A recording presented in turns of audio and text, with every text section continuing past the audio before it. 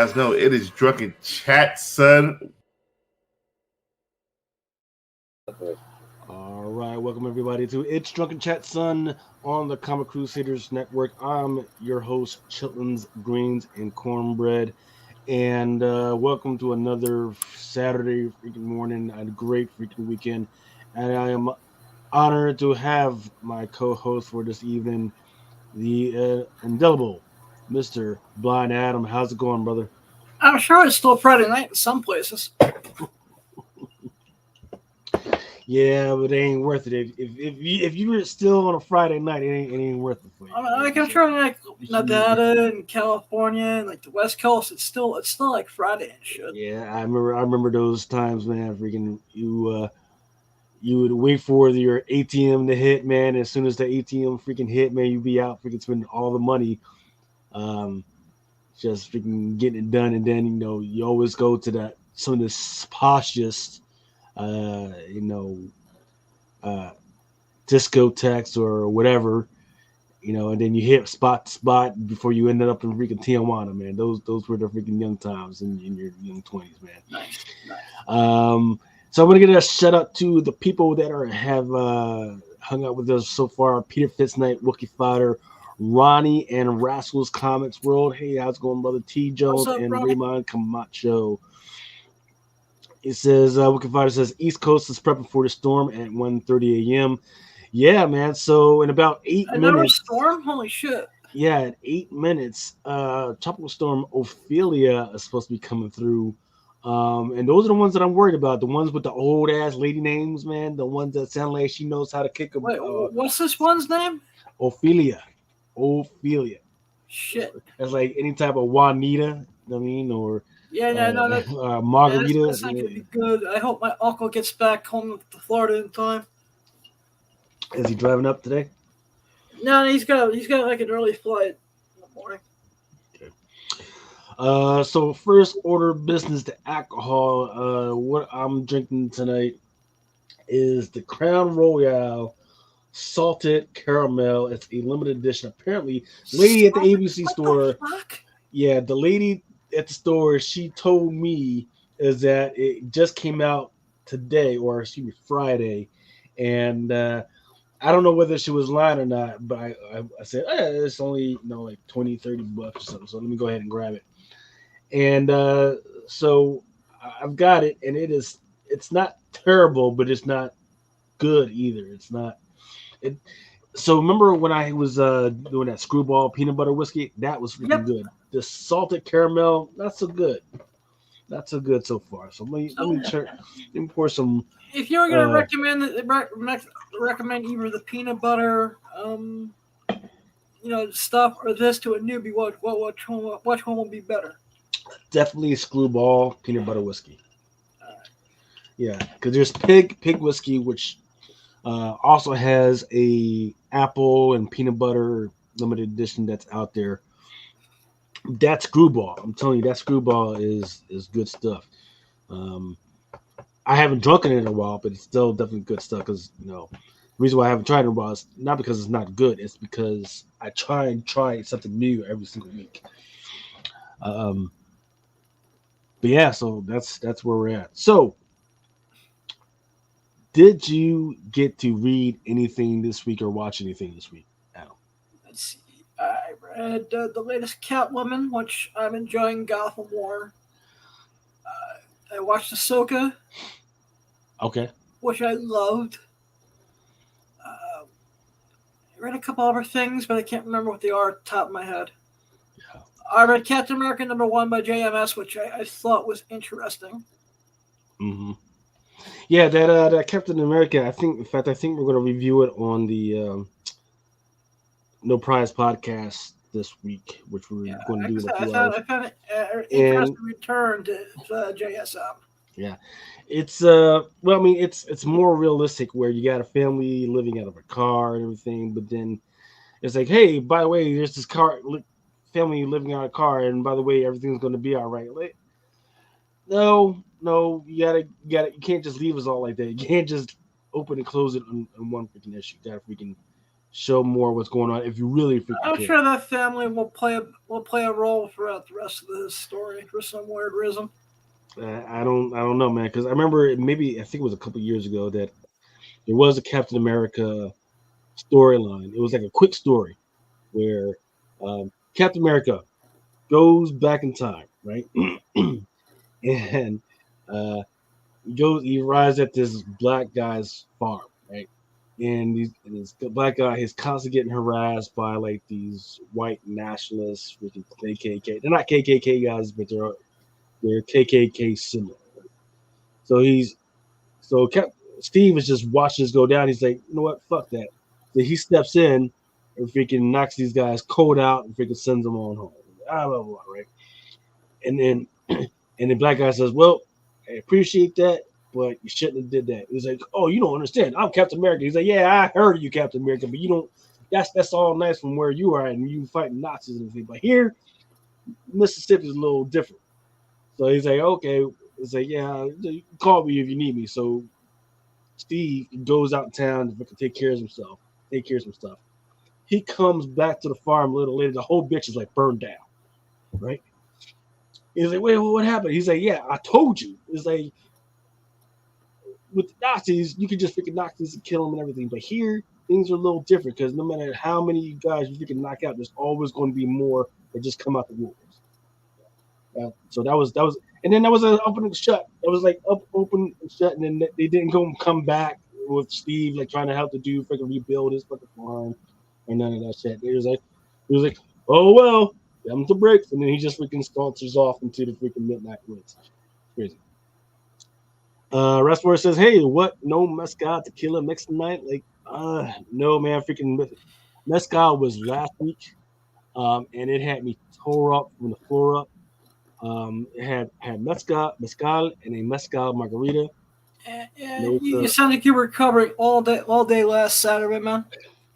I was just so tore up.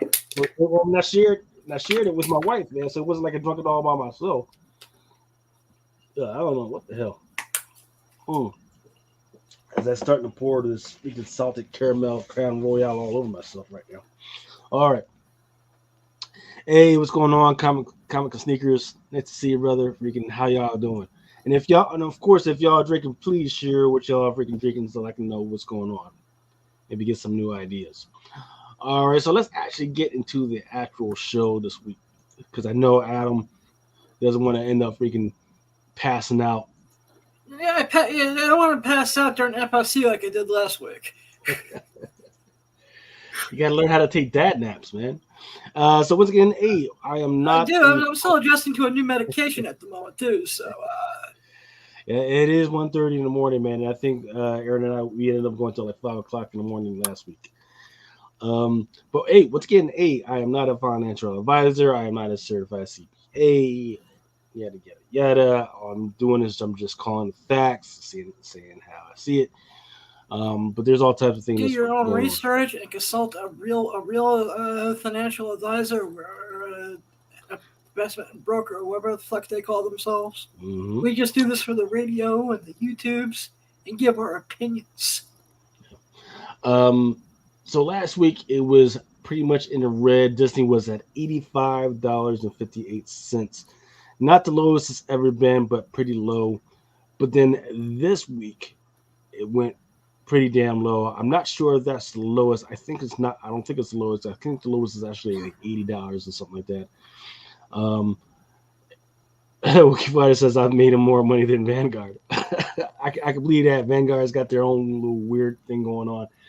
But Disney is at $81.25. Damn.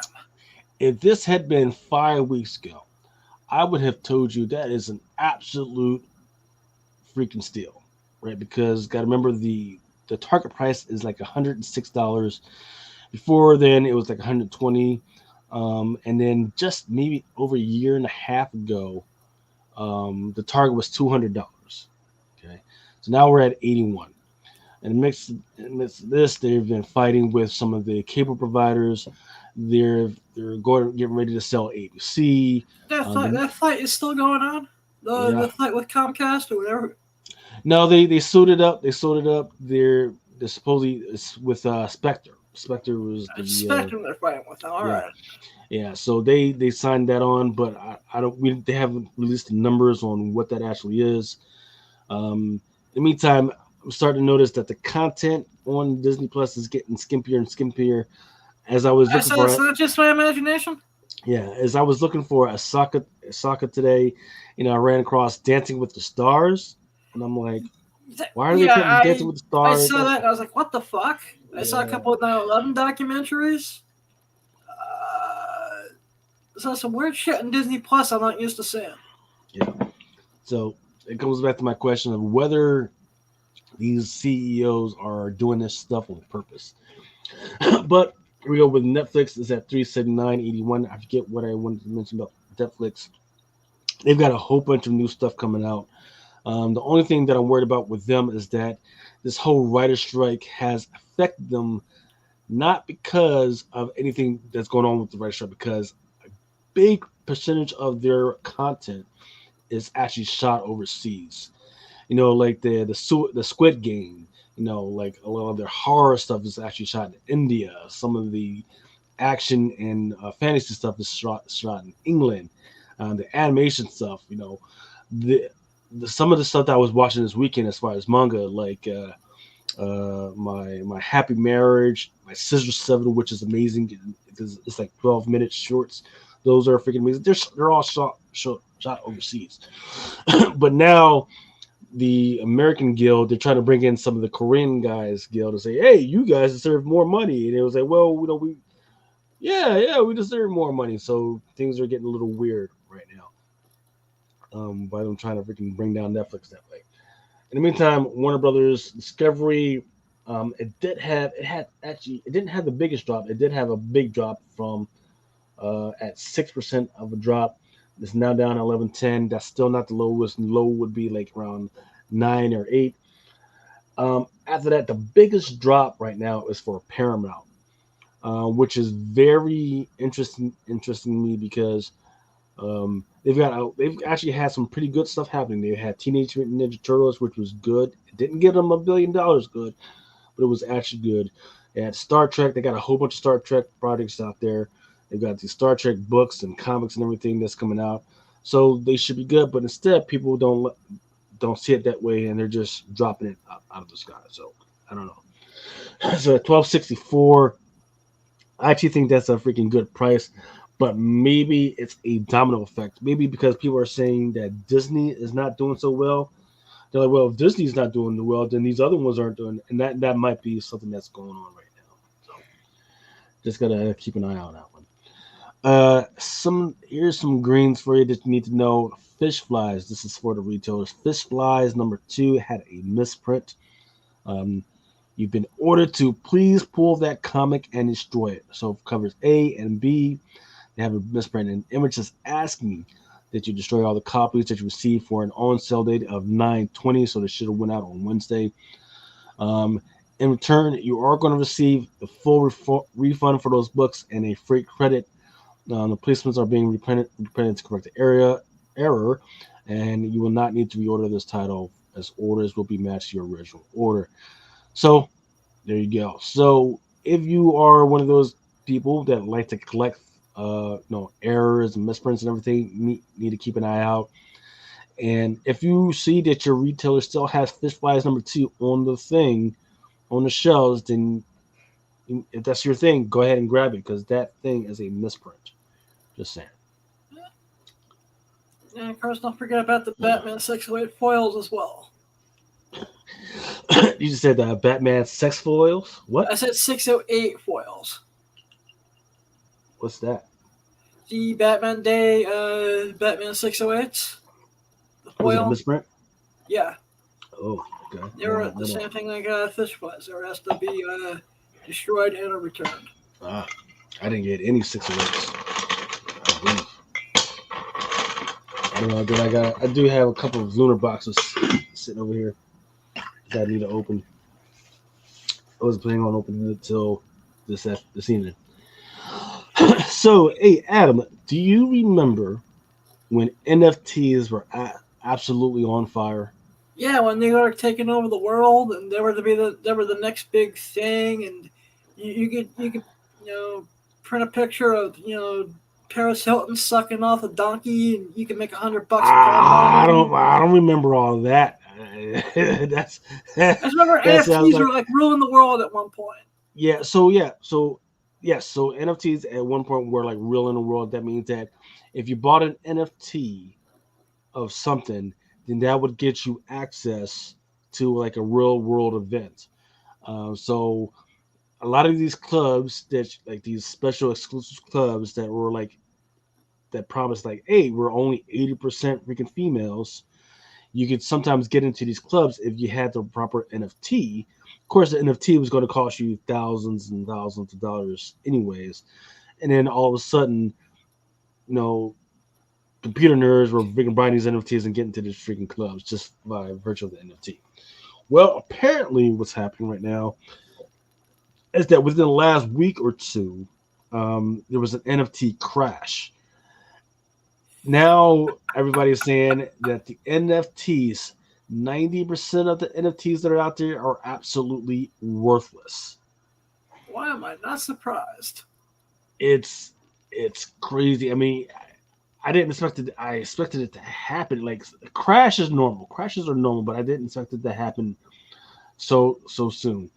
So the hype around NFTs it kind of peaked around 2021, and it saw $2.8 billion, 2.8 billion monthly. I'm gonna give you 3 seconds to freaking wrap your mind around that. Yeah, 2.8, I can believe not a that. yearly, $2.8 million monthly in trading volume recorded by August 2021. Of course, it captured everybody's minds. People were going crazy about it. I didn't know what the fuck, so I was like, I'm gonna just stay away from it. Data from the block reveals a weekly traded value of around $80 million in July 2023, and that was just 3% of its peak. So what happened? Well, it had a bull run and then it crashed. That's simple, right? But we don't really understand why it completely crashed the way it did. Um, some of the people that have been doing the analysis say that of the 73,257 NFT collections that were identified, 69,000 or 70,000 of them have a market cap of zero. So Interesting. so of so there's 73,000 collections out there. 70,000 of those are worth zero. I mean, just only maybe 3,000 collections out there that are worth anything, that are worth more than $1 right now. The only one I ever even tried to grab was the Kevin Smith one. See, that makes sense because you're a Kevin Smith fan. Yeah, because I that's only because I wanted to watch the movie. That was the only one that particular movie you were able to watch. That stat effectively means that 95% of the people holding NFT collections are currently holding on to worthless investments. And having looked at those figures, there's an estimate that 23 million people have now have investments that are worthless. Wow. Jesus. Let's see. Raswar is asking, did anyone ever do the Beanie Baby NFT or the Tulip NFT? I can't believe those were. Yeah, I can't believe. That means I have plenty of real Beanie Babies that I lost money on. No thanks. Yeah. Omar Ravi says, greed, too much bullshit. Wait until real IP holders make something that are actually useful or cool to collect. And Omar Ravi stack is too early. So here's where I knew just something crazy was up. So Top Shot was one of those big things, right? It was for like, hey, you can hold the keys to some of our biggest plays in the NBA. And I was like, oh, Okay. that seems like cool. But that doesn't mean that they can't keep playing it on freaking ESPN, right? So, for instance, for Top Shot, it would make sense like, hey, okay, I've got that NFT. And then every time somebody plays it on TV, they've got to pay me money. That would make sense for an NFT, right? But then also, like some of the biggest plays that are out there from the NBA, they weren't in there. They weren't available, right? You know, I'm a Joel Embiid fan. None of his biggest freaking plays that were in there, right? So it's crazy. Hey, what's going on, freaking Ted Farmer in the house? But yeah, man, freaking that's crazy, and I feel sorry for you if you got into that stuff, or if you weren't sure that you wanted to get into it. Maybe now's the freaking time. Now that the shit's worthless, right? Because I do know that I was looking into some of the Marvel NFTs, right, and there were some these crazy Spider-Man NFTs, and the low ones had some detail, the mediums price ones had a little bit of detail, and then the more expensive ones, like the 110s, if you go zoomed into it and it's spinning around, there's like even more crazy detail, like 3D detail. Those are great. Um, Even though these NFTs, if they're going to do that, they should be like whole cities where you can zoom into the city, do that and everything. But those aren't what these are, right? So I don't know, man. So I just hope that nobody in the comic book industry got really deep into those and spent too much money on that stuff. I don't know. Moving on to, you said that you were able to watch Ahsoka. What did you Uh-huh. think? What did you think? I know, I love it, man. It's great. Yeah. So for those that haven't been caught up, no, this no spoiler because it's been all over for the last month before even this past episode was going to come out. You know, Thrawn Fallen Mix's Arrival. um, so does Ezra Bridger. He makes his arrival. So I'm not going to go too much into it because I'm going to let people watch it. But what I wanted to talk about was how it looks in the freaking market, and how it looked over like the last past week. Over the last past week, let's see how many 46 units of Star Wars Heir to the Empire #1 actually sold, totaling $9,000. So basically, if you had That 10, makes sense 10 because yeah. I was watching 3 copies of Heir to the Empire #1 on eBay in the last couple of days, Hmm. and are you seeing them starting really cheap and ending high, or just people probably have them in their watch and they're all waiting for the last couple of minutes for the auction? Yeah, it's crazy because I'm looking at the data right now, and September 17th, that was the last time that we actually had an endpoint that it was actually below $100. Yeah, I've been seeing the Um, average like on the low at about $100. yeah, it looks like it was like maybe like around $78 to $80 on September 17th. Then all of a sudden, on September 18th, when was the 18th? 18th 18th was was Monday. Monday. Yep, Monday. And then it shoots up to two no 350, and then it goes back down 19th and 20th. But then on the 20th, yep, on the 20th, we had one endpoint of $100. Not sure if that was raw or not. But then after that, it shoots right back up to $400. Yep. So that's where we're at right now. Average price of everything for the last 7 days is 198, but now right now we're at a steady state of 400 bucks for those. Yeah, I still think the Um, sleeper for Heir to the Empire #1 is the comic book action figure pack. mhm. Now Wookie Fodder actually has. I mean, he's the one that's been watching these Star Wars books for forever, probably. He says this book keeps tanking. Can't give those books away right now. I don't know, man. I mean, so I would have to. I haven't even looked at the active books to see what the active pricing is right now. All I'm going off is like what the ones that are actually have sold. And we'll see, right? Like, after seeing his body, seeing the actual Thrawn run away, I'm not impressed. You know, he looks like a fat old man. Looks like shit. I could play fucking Thrawn. You know, give me some fucking blue paint, freaking The only thing fucking suit. that got me like almost wanted from my phone against the wall was what those little rock creature thingies. Yeah, those were cool. I don't think annoyed the shit out of me. What if Ezra Bridger is out there freaking teaching those little motherfuckers to be Jedi? How crazy would that be?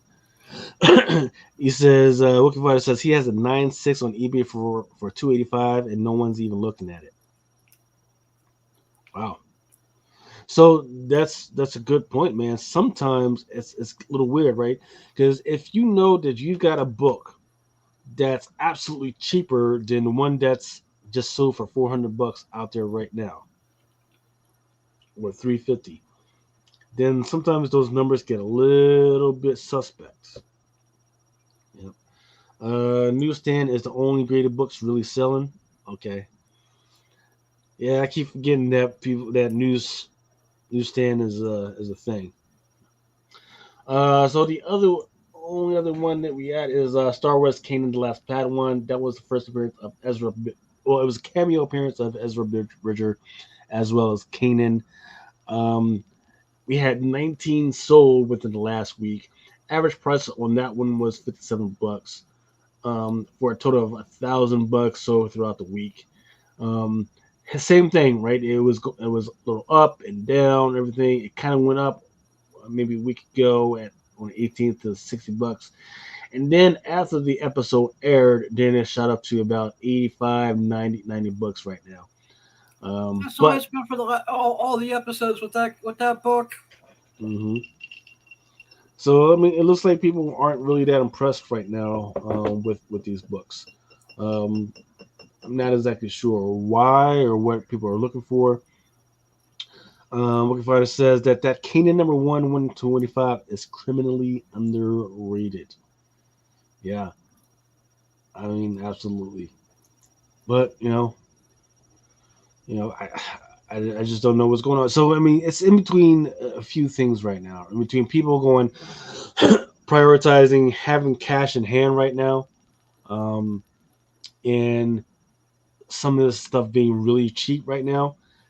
Um, Look, inflation is a bitch right now. Stuff is not cheap as we would have thought it would have been. For instance, gas. I thought gas was going to freaking go down because it's not summertime, and it is not. Don't forget, a bunch of weird stuff happening over in China. So a lot of investments, people's retirement shit is going down. Within the next, I think the economy's got people nervous. People are holding on. I see like a mix of splurging and a mix of holding on to stuff at the same time. I mean, if it's cheaper than it's ever been, go ahead and freaking spend it. But if it's not, man, freaking just hold on to your pennies right now and just write it on out. It's like I always say, just be ready. Just be ready, right? Just don't If this starts holding on to things, just don't overdo it, because like you can't take anything with you, and you just never know. But try to find like a balance and shit. Yeah, absolutely. Oh, and don't forget the other thing is that within the week, I think it's by. Let me check. When is the end of the month? I think the end of the month is 31st. End of the month is next week, actually. Yeah, the 30th. So, yep. So if Congress does not come up with the budget by the 30th, the government will shut down. What that means is that there's going to be a lot of government employees that are not going to have the normal cash flow that they're going to have, so they're going to be pinching their pennies. And I dare you to think that a lot of government employees probably are not comic book enthusiasts, but they probably are. And they're probably going to pull a bunch of their money out of investments as well, right? So pulling their money out of investments, pulling their money out of collectibles, that's going to send some shockwaves. So be ready, be careful, and waiting on that one. All right, so going to better and more positive news instead of that doom and gloom I was just putting out. Once again, trying to do that Terra Peak search. This is my own top 10, 15, 20, 100, whatever the fuck you call it. This is the Drunken 10, yo. Yeah. This is my top fuck you list, right? Yeah. Fuck you list for fuck yous. Specking out fucking list, yo. Oh, Did you hear about that congresswoman that was giving handies out at the freaking theater? I heard about it. That's crazy, man. Jesus. I need to I start don't writing think some it's letters. beautiful, but that's just me. Yeah. Okay, so it did a Terapeak search for the top comics that were selling this week. Predator versus Wolverine #1. That one just came out this week. That one was like the high 60s. Then there was the Predator versus Wolverine Mike McCone homage. That was like cover B and cover C, respectively. They're like these connecting covers. Then there is the Werewolf by Night #1. That was in the 20s. That one was the Howl main cover. Transformers #1, which has not yet. Transformers #1 has not come out yet. And then Amazing Spider-Man #34, the Romita Jr. variant, Incredible Hulk facsimile #181, that foil variant. That one's actually still selling pretty well. World Tree #1, that one's still selling really well. And what's disturbing about that to me is that I still have plenty of covers. I still have plenty of issues. I just haven't fucking read it. I just like looking at the fucking cover every once in a while. So it's crazy. And then rounding out the bottom of my just comic books list is Spider-Gwen Annual #1 at Ji Hung Lee, the ballerina shoes from the cover. Yeah, I've been doing really well with that. For the pre-sale list, I'm talking about putting in pre-sale as your keyword. Detective Comics #1074, cover A, that Even Cagle. Death of Venomverse #5.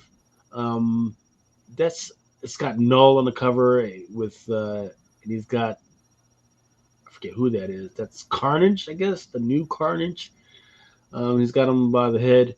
Then Predator versus Wolverine is somehow snuck in there as a pre-sale. You guys need to fix your freaking terms. That's because people don't know how to take the word pre-sale off their listings once the book fucking comes out. Yeah. Invincible Iron Man #10. That's the wedding cover. Ultimate Invasion #4. Ji Hung Lee still sneaking in as a pre-sale. Spider-Boy #1. That one is an actual pre-sale. It's going to be the first appearance of Gutterball. Harry Quinn, yeah. Harry Quinn, Black White Redder #5, could be that Warren Lau. And then another Spider-Boy #1, the John Ty Christopher Negative Space variant. Here's some of the stuff that came out this week that was really good. That Hawk Girl issue #3. It was an art germ cover for the Hispanic Heritage Month. Then it was Wonder Woman Dawn of DC #1. That was a $5.99 art germ cover. There were several new Amazonians inside the freaking book. That's probably why I was sold out. Yeah, I haven't had a chance to read it yet. Yeah, it's going to be interesting. They're going to go deep into the immigrant problem and the fugitive problem. So that's going to be interesting. I like the fact that they decided to go along with it and not just wrap it up in one freaking issue.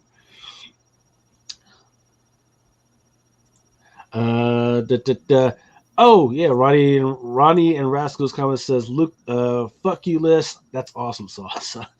And look at this issue. Sounds like a great show.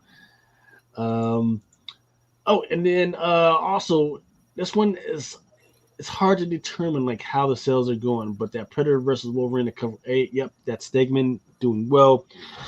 What I thought would have done a little bit better was that Scotty Young. I haven't seen it pop up on any list, but it's still an awesome cover. Then this one is doing well. It hasn't shown the numbers yet though. Star Wars Bounty Hunters #38. That EM just a great cover of Cad Bane. Just absolutely freaking detailed. The only problem that I don't like is the fact that inside the story right now, inside the Star Wars universe, he's dead. So nobody cares about this guy right now. Yep, Hawkgirl was a Lobos cover. Yep, it says it right there on the freaking cover. Yep. Then the other Star Wars Bounty Hunter is #38. That is the one, I think whether it's a 1 in 25. Yes, yep. It's a 1 in 25 Grievous cover. Absolutely freaking gorgeous freaking cover. Then the Wolverine number 37, that Greg Capullo promo virgin variant. It was a 1 per account. 1 per diamond account, not a 1 per store. I've 1 per seen that's diamond been doing account. well all week too. Mm-hmm. All right, so here is some of the news. Actually, let me pour myself a little bit of freaking more Crown Royal. Crown Royale. Wiki Fighter says he isn't dead. He was breathing when that episode ended. He had a breathing system in the Clone Wars. Okay. Good. That means he should arrive back and Viggo start whooping some ass. And use the Force to get laid. That's what I want to know. Man, how is Project Pegasus going anyway? Use the Force to get laid. I need answers. Have you started the Kickstarter for Project Pegasus anyway? It's on my for-do list. I've been taking care of a family situation all week, so I didn't do a lot of business this week, to be honest. Wiki Fighter says testify. My aunt is just getting out of ICU, I think, sometime later this morning. Oh, sorry to hear that, man. Is she all right? Yeah, she had to have a tumor removed, so it's just been a very trying week for my entire family. So that's the reason Awesome Sauce Radio looked like shit this week. Don't. I would have said call me, man. I would have helped out, but man, I was just. Yeah, like I said, everyone's has their own things that get done when behind the scenes with day jobs and families and all that too. So I just hobbled stuff together, had a good time. Bothered Al, tortured him. Okay, so back on track. There was a leak this week, and I don't know if you're much of a gamer or if you even care about video games, because I know you was having some riffle about the fact that they weren't as handy accessible as they should be. I still keep up with them because everyone I know that's close to me is gamers. Yeah. Xbox. They got apparently their new Xbox was leaked. Xbox Series mid-gen info leaked thanks to an FTC document. The strange thing is that the new Xbox that they got in here actually kind of looks like there's this Apple computer out there that nobody I know owns, right? It's like this little thing. It's round and like a little tube and everything. It's freaking great. It's supposed to be really powerful, but nobody actually owns this thing. But that's what this Xbox looks like. It's weird. Not much on the freaking specs. Let's see. Do I have the specs here? It's the Brooklyn will deliver 4K Generation 9 console gaming with more internal storage, faster Wi-Fi, reduced power, blah, blah, blah. Beautiful and innovative new design. USB-C front port with power delivery, blah, blah, blah. Same great price for $499, so it's going to be $500 out the door. But by the time, if we had the same problem as we had the last time, people will be selling them out of a fucking van for $800. It'll be like a grand opening on opening week. Yeah. Just like the PlayStation 5s, man, when they were going for like $1,200 at one point. Increase use of PCR and housing with 30%, 100% recyclable packing, blah, blah, blah. But yeah, I don't see anything that makes it absolutely freaking a must-have for $500. But I guess that's how they're gonna. Sounds like every other gaming system that's out there right now to me. Yeah. Then they've got a new Xbox controller. It doesn't look that different. Bluetooth 5.2, direct to cloud. My girlfriend. I think that's what everybody's waiting for, man. Like, hey, if I have my controller in my hand, can I control my loved one's adult toy that they have stuck in their sexual orifice somewhere? Their pleasure orifice. Like, if I press A, does it go at 10 shakes per second or 26 shakes per second? Or if I press B, does it go to the one in the back and shake that a little bit and go in and out? Or how fast does it go in and out? I mean, that's the set that we're waiting on, man. Yep. Speaking of, fuck it. We are not expecting on adult activities, But it's fun to speculate. Yeah, we'll save that for Tuesday night and Wednesday night, I guess. So there's a Twitter post out there, or X post, or whatever the hell they are calling themselves now. MGM Studios put out that the team behind the Creed movie franchise and the iconic anime Mega Bloks bring you the animated short Creed, Shinji Dai, an incredible interplanetary adventure about three young boxers together. They learn how to enhance individual powers by connecting to each other and to the legendary fighters they came before.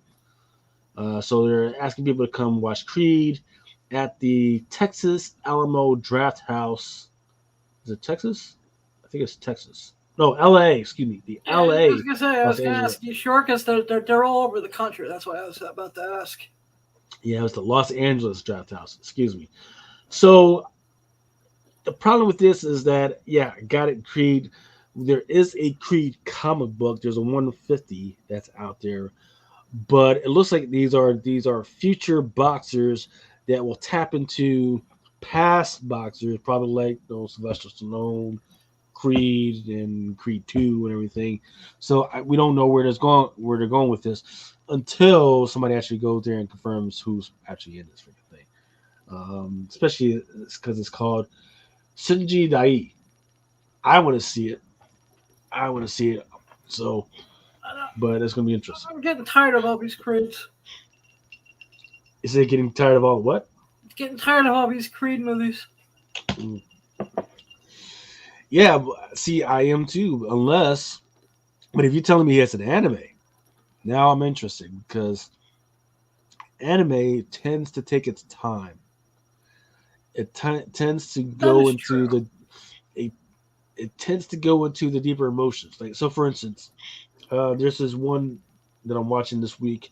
It's called Scissor Seven, and all this guy has to do is he's an assassin, and all he has to do is he either has to cut somebody's hair or he has to kill somebody. That's it. And you would go, and usually people go, Interesting. hey, I need you to cut this dude's hair, or this lady's hair, right?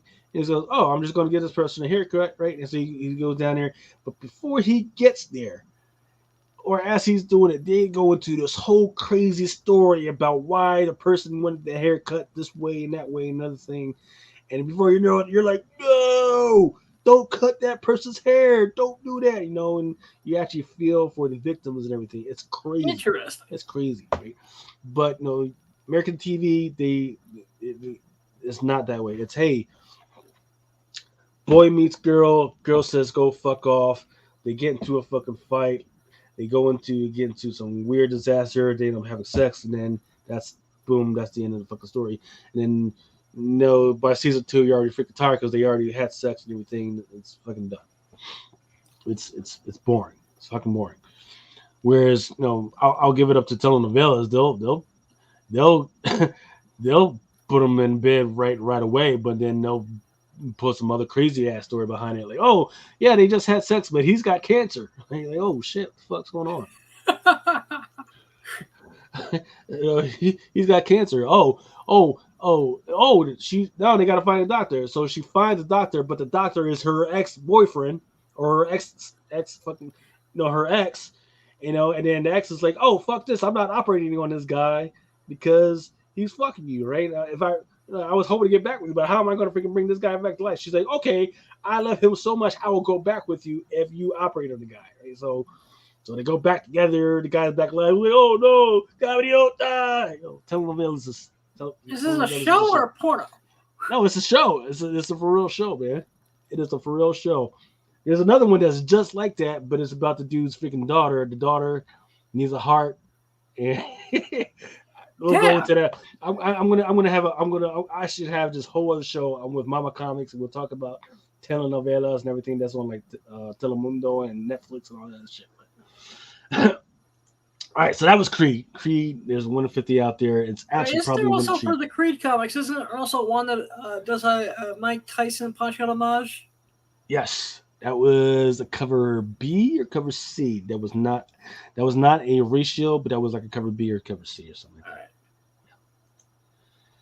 And then if they decide to bring the little girl in there, there is a 1 to 10 for her. I have no idea what her name is because I wasn't paying attention to it. But now that they actually are trying to do shorts on that, at least, I actually might freaking actually start reading it. There was a company that was aiming to release a product like that. I haven't watched anything past Creed 2. Yeah, so that's what I was talking about. Because when we were talking about the adult things, right? On Adam's show, we used to have Autumn and the director, right? And at one point, she actually started.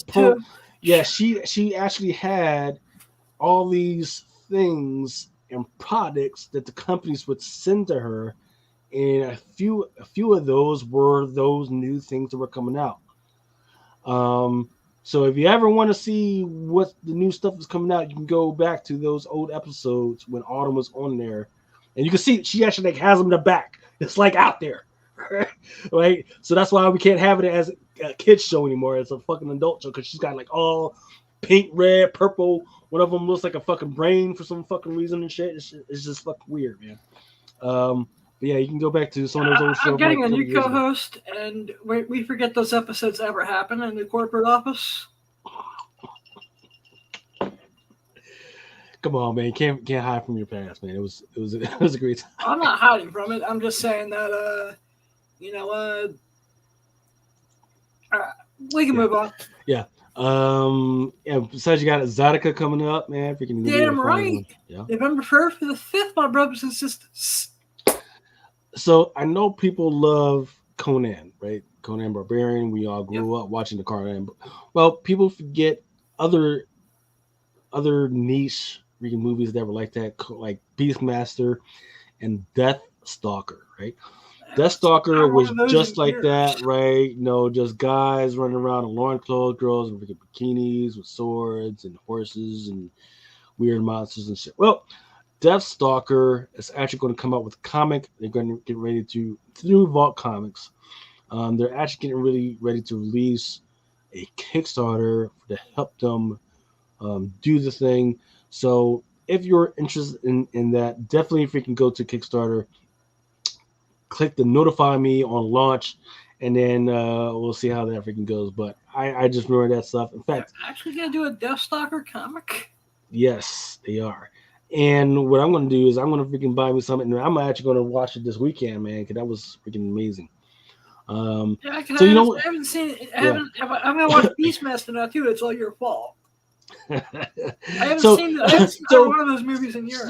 So here's the deal, man. Freaking while people are pissed off that because we got superhero fatigue, people forget that during the 80s, what we used to watch was Conan the Barbarian, Deathstalker, Beastmaster, and all these. I forget they're called sword and sandal movies. Sword and sorcery type movies, man. Well, no, they're sword. They're called sword and sandal, right? So it's just a bunch of guys running.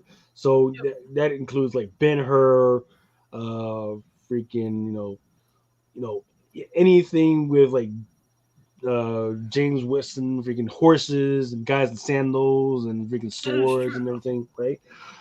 Even if it was like with the freaking Bible in there, freaking it was called a sword and the sandal, right? So there was those, and then there was like their Arnold Schwarzenegger, freaking guys, tanks and guns, boots and guns. It was like pecs, tits, and guns is what they called it. Yeah, freaking freaking Rambo's, Total Recalls, Running Man. So in fact, just tonight, or actually last night, Friday night, me and the missus, we went to watch Expendables number 4. How was it? I haven't had a chance to get. See, man, it would have been. It would. I will say this. It would have been amazing, but the thing that fucked me up and not allowed me to watch the rest of the freaking movie in peace was the fact that 50 Cent was in the fucking movie. If I'm going to be there, I want to watch actual action figures, characters from the 80s, right? So like Dorf, whatever the fuck his name is. Dolph Lundgren, the man who's been in more shitty movies than anyone else in history. Yeah, it did. But then they also brought in, what's the name of Errol's Liz Tyler? Is that her name? Liv Tyler? Yeah, the girl that played Errol Smith's daughter in that freaking video. Yeah, Liv Tyler. Liv Tyler, yeah. Yep, the one who played Betty Ross in the Hulk.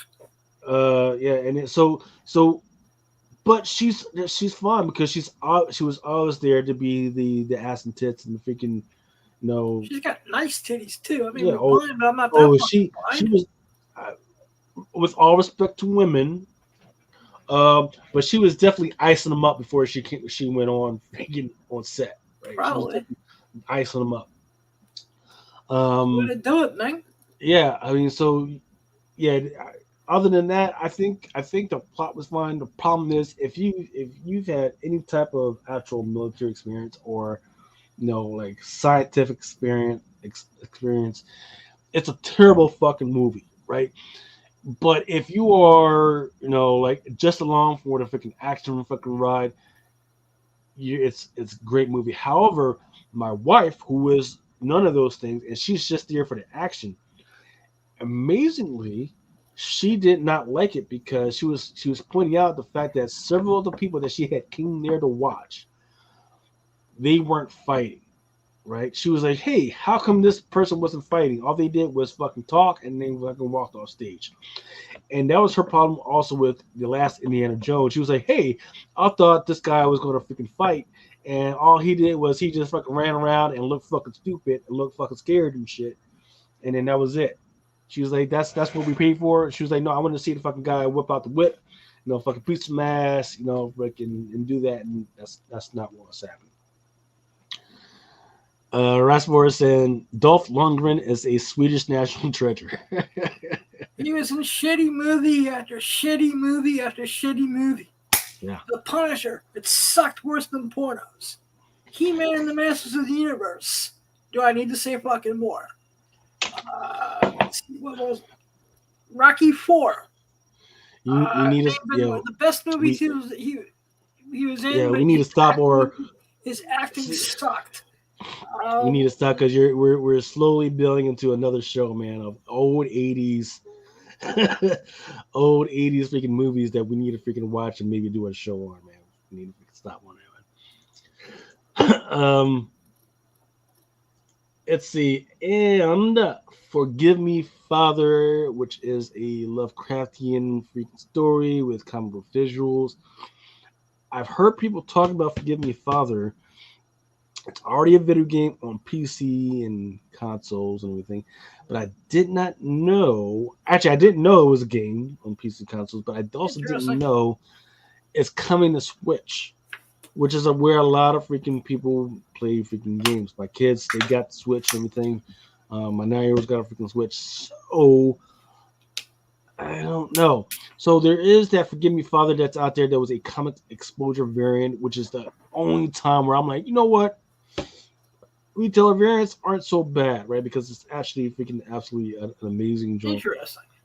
I think there's a couple out there for $70, $100. I forget how much the actual CGC one is. Let's see. But yeah, freaking. So that's the thing. In fact, I've seen the trailer. The trailer looks absolutely freaking shitty, but it's also a stream game, so it looks like a stream game. If that's anything. But as they keep building on these freaking platforms, you got to think, hey, they're going to keep building into these franchises, and this is something that we need to keep an eye on. As you go from stream, right? Any game that goes on stream, and then all of a sudden you see it on PC, and then all of a sudden you start seeing it on PS5 or PS whatever, and then Xbox consoles, and there's also got a freaking comic book. There's going to be a step that's a next step to where that franchise is going to freaking go, and right now it's hitting all those freaking widgets right now. Is it a collectible? That's up to you guys to decide. But I mean, I haven't read it yet, but it's all going to be up to you guys to decide. Like, okay, are these the widgets that we wanted to hit before we decide? Yeah, this is going to be a blue book.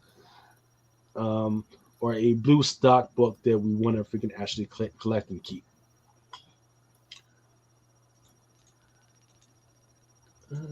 Uh-oh. Oh no. Okay, let's start getting into some of the books that are on FOC. First one's going to go on with is some of the ones that are connected to TVs and movies or games.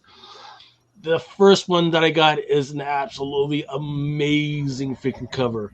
I love this cover. It's Justice League versus Godzilla versus Kong. It's got Godzilla.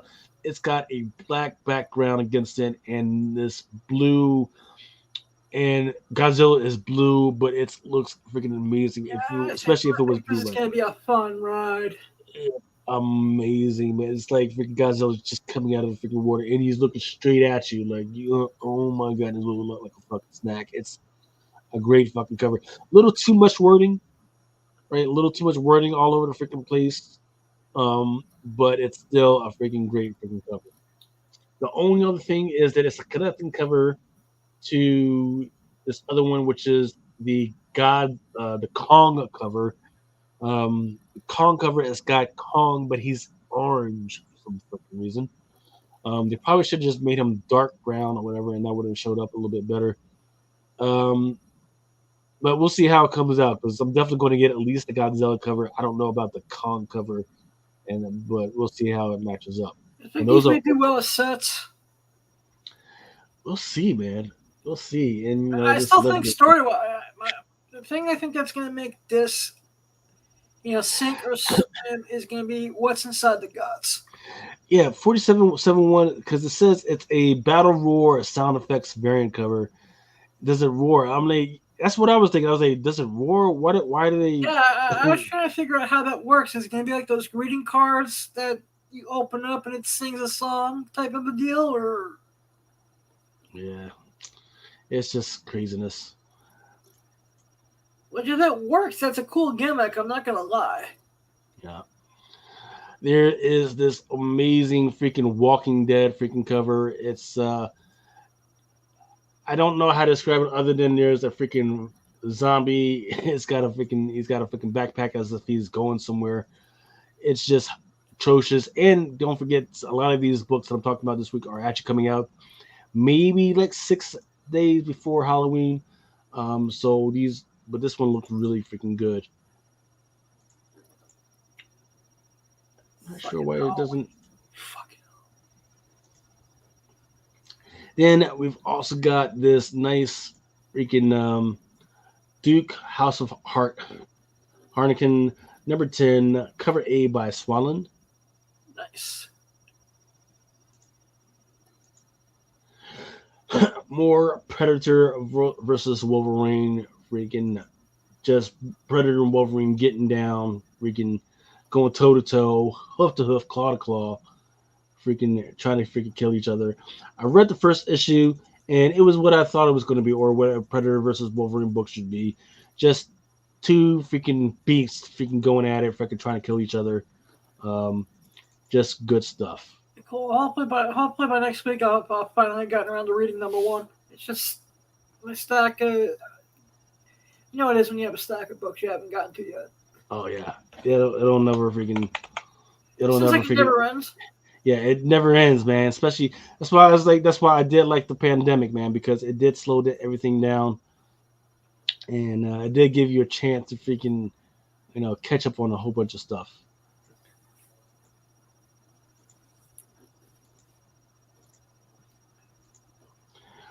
Okay, next one is Netflix Stranger Things number 1. They're starting a new series. It's a spinoff of the series. No 11 and none of those other freaking characters that are from the actual series. It's called Stranger Things: The Voyage. New characters and setting expanded the world of strangers. It looks like it's a setting set on a freaking boat. Yeah, it's going to be interesting because maybe they trapped one of the monsters on the freaking boat. Not sure what's going on with that. But there's Stranger Things Voyage number 1, cover B by Lambert, and the cover D by Aristolph. The Aristolph looks the best one. God damn it. Yeah, I'm not ready for season 5. Well, I mean, they kind of got to because the kids are getting older. They're almost freaking full-grown adults right now. But I didn't need it. They could have probably ended it a while ago, and I would have been fine. Just go off and do the spinoffs already, and go ahead and die. Joe 477 says might be a QR code to read along. Oh, that would actually be kind of interesting. Sort of like those soundtracks that they put out for certain comic books. Interesting. Next one is Wild Animals number 2. There's this young girl who's in a bog, and she's got a whole bunch of rats just crawling all over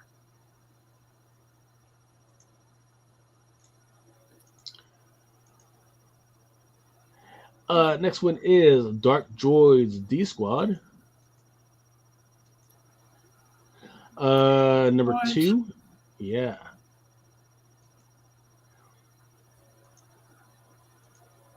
Then we got Star Wars Dark Droids D Squad number 2. Chopper Tom Riley variant. See, now this should do well. You would think, man, but the one with R2D2 that he just did, that just came out this week, it didn't do well. Nobody actually bought it, so it's so weird, man. This may actually do better. Maybe this will do better in trade. You never know. Sometimes I think Star Wars is a little oversaturated. Yeah, that's true. Then there's the Dr. Aphra, number 37, 1 in 25 by Annie Wu. That's the one that's got the Jedi variant.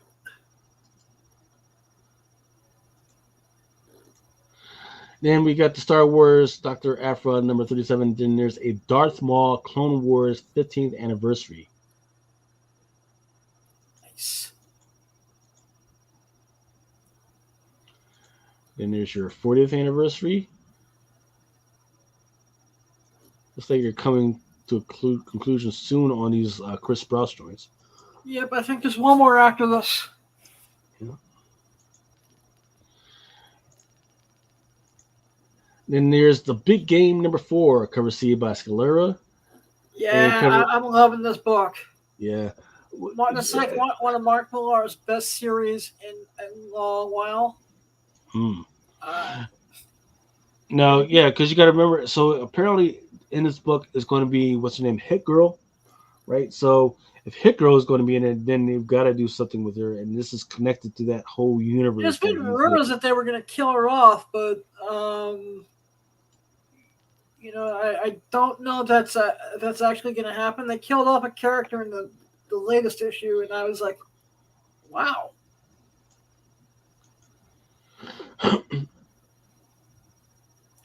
But like I said, I've been a Mark Millar mark for a while, and this has been his best book in a while.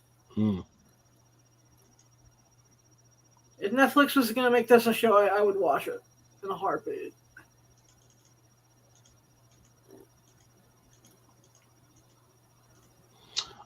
Then there's the Tenement number 5, a gnarly looking freaking cover. It's a Walking Dead cover. Tenement is another book that I have not read, but they just have these outstanding freaking scary covers. It always looks like it's down my alley. I just haven't freaking actually gotten around to reading it. But yeah, it's I guess the guy from Tenement, and he looks like freaking Negan, but he's got this weird mask on.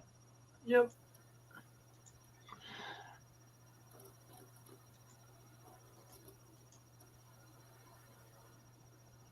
Next is Uncanny Avengers number 3, Nakayama Wraparound, X-Men 60th anniversary variant.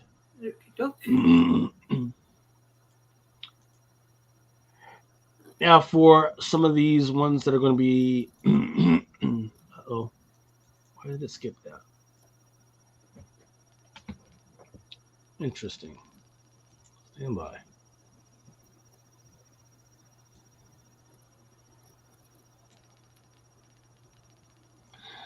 Actually, while I'm getting unsorted, let's take a quick break so I can get unsorted. All right, cool. My mouse is going crazy.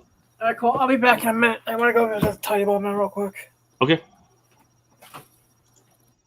Have you spotted any pirate ships? Duh. What, are you gonna get snippy with us, Cloud?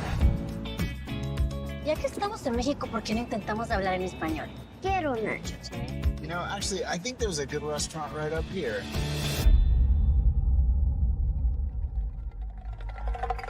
Whoa. Well, that has changed since the last time we were here. My name is Paul Sturgis. I work for Nixon Oil. Supposed to ferry out to the rig from here? Dad, I think I see it. Is that it? Yep, that's her.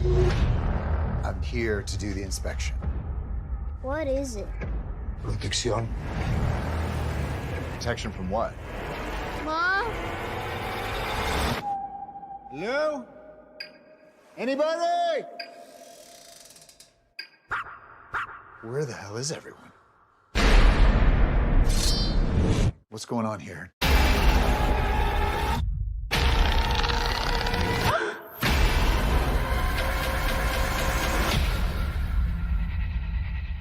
What is that?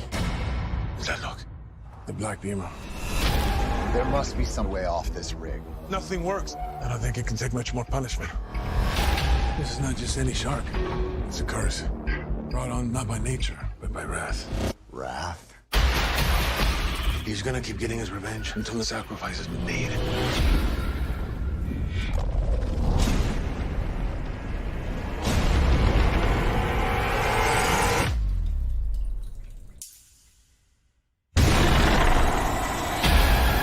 The only way to stop it is to kill it. I have a plan. You will not take my family away from me. You're the monster. Open your eyes, cabron. I know a big-ass shark when I see one.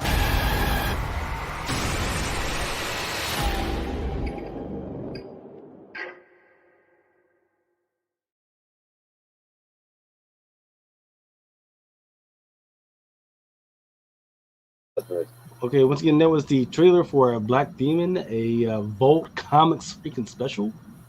Nice. Yeah, people don't realize that. That one was an actual comic book movie. All right, so let's get into it. All right, finally got my freaking mouse working. It was doing some weird shit and zooming in and out when I was trying to freaking just click through. All right, so what we have up is a Batman, a Brave and a Bold, number 6, cover B, Christian Ward. It's I forget. Oh, the director, who is this? He's just this dude, and his head is a skull, and he likes to smoke cigars.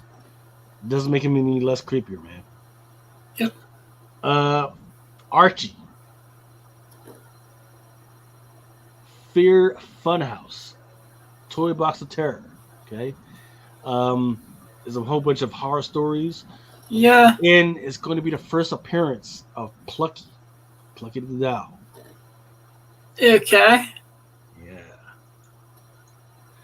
Yeah. Something Scrawled Out by Vault. It's another new series by Vault. It says something wicked crawled out screaming. Edith Miller had no grand plans or great prospects. She spent her days sleeping in and her nights working shifts at a gas station, but when her younger sister failed to come home, Eddie unearthed a web of missing girls and rotting bodies. The police prove useless, so Eddie teams up with her best friend Rainer in a desperate hunt to find her sister. The only thing is Eddie believes her best friend might be the devil himself. You know what? Why does this sound like this would make a killer movie? It would be an amazing movie. Yeah. So, take your bets, ladies and gents. I may actually bet. I normally don't do a lot of stuff from Paul, but I may actually bet on that. Yeah. So the problem is that it's a 1 in 100. There's a 1 in 100, and the 1 in 100 is the guy he's working on the kitchen sink, or excuse me, the bathroom sink, with his shirt off. So, take your bets. I would say. I heard Ultra talking about the 1 in 100 on the secret variant before. So, yeah, interesting. Shout out to Ultra, by the way. Now we have some Victor Crowley's Hatchet Halloween Tales #1, cover D, limited edition item. This is limited to 350 copies. If Okay. you know who Victor Crowley is, you're gonna want this, and if you can love it, and if you're a freaking C movie fan like I am, you're gonna want this freaking joint. In the crazy bitch freaking column is Draculina. Crazy bitch. Crazy Yeah. bitch. Draculina Blood Simple number 6, 115 by Mattioni. It's a virgin. Okay. It's got one of the Draculinas. Her hair is just grown out. She's got blood all over her lips and teeth. And she's just straight looking at you crazy as hell. So, yeah.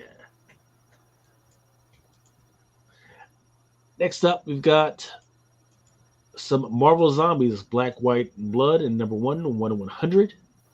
It's a zombified Wolverine.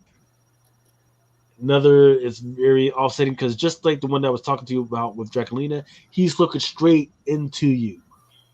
He's not looking away. He's not chasing. He's looking straight at you, into you, like you are your dinner. Interesting. Batman, the Brave and the Bold, issue number 6, 1 in 25 by Marguerite Sauvage. I don't know how to describe this other than there's a lady and she's nothing but bones. Okay. Weird. Then Green Lantern War Journal. This one is a 1 in 25 by Ariel Colon. It's a lady with a crown and she's got half her face. Okay. No nose. But she also has a Green Lantern ring. Okay. There's another Green Lantern War number 2, where she's basically on a subway, and there's a whole bunch of zombies coming at her. God damn zombies. God damn. Well, I think people are missing out on the whole theme for the last 2 years with DC, is that they've been doing this whole zombie thing. It's been all over the place. Like it's even in the movies, right? So the whole thing with Darkseid is he's been after the what's it called, the something formula, it's like the anti-life The anti-life equation. Yeah, the anti-life equation. And the anti-life equation can bring people back to life. They can send them away. You can do all this other crazy stuff. They actually did a Sergeant whatever. I think that's Sergeant Rock from Beyond the Grave type shit. Right. That's where they started. They tried to explain like how it's always been here. And then it's kind of spread out through the DC zombies and everything. So it's always been there, and that's what they want to try to build to and get people to understand. But people haven't been going for it. So, like I said, my only problem with the Cease was if it was an ongoing instead of like 500 different miniseries. They can't do that. They need your money. Exactly. And there's this other Green Lantern War Journal where he's kind of wasting away in the water. Kind of more body horror stuff. More Marvel Zombies, Black, White, and Blood. Daredevil as a zombie. Okay. Another Green Lantern, but done by John Jang. Godzilla, Here There Be Dragons. Showing Godzilla scale to a ship. Let's see, I forget what this one was. This one is a new series. It's called The Band from Maybe, number 1. This one is a 1 in 25 by Rubin. It's about space cowboys, and it's like a Western, but in space, and there's like dinosaurs and horses and all types of weird stuff. But if that's your thing, if space cowboys is your thing, this is the book for you. Cowboys and Westerns and dinosaurs. Kill Your Darlings, number 2. Kill Your Darlings, number 1 was amazing. But everybody's always going to have an amazing issue number 1. I'm looking to see if they can keep it up in issue number 2. But who knows? I'm not particularly impressed by any of the second issue covers right now. So we'll see. Then there's another Marvel Zombies Black, White, and Blood. It's Wolverine as a zombie. But he's trick-or-treating. Okay.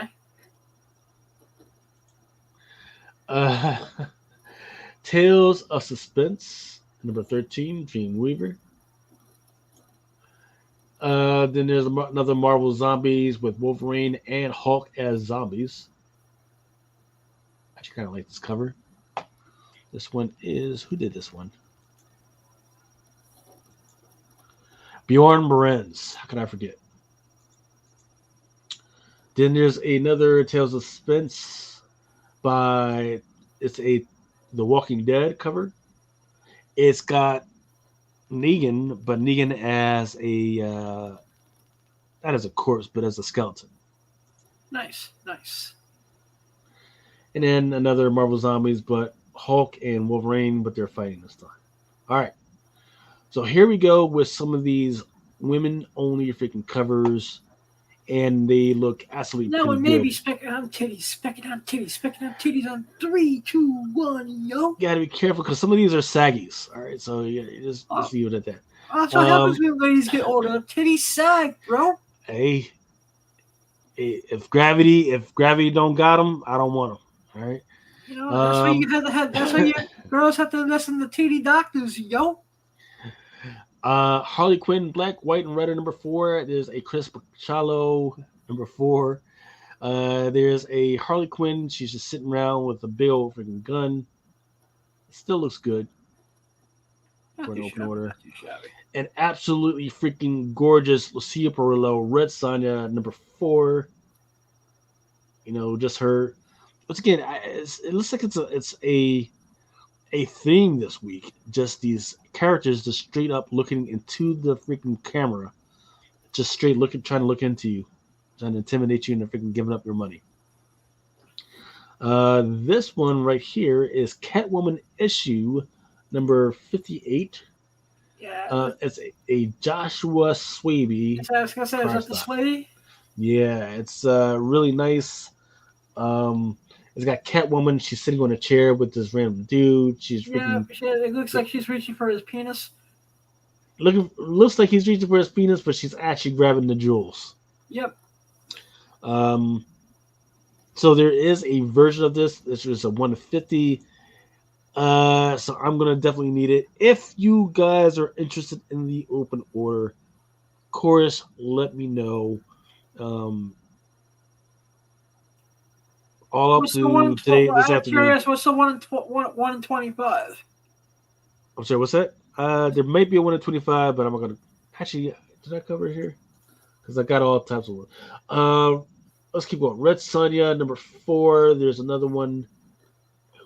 That one's by Bjorn Berens, open order. And there's a 1 in 25 by Rian Gonzalez.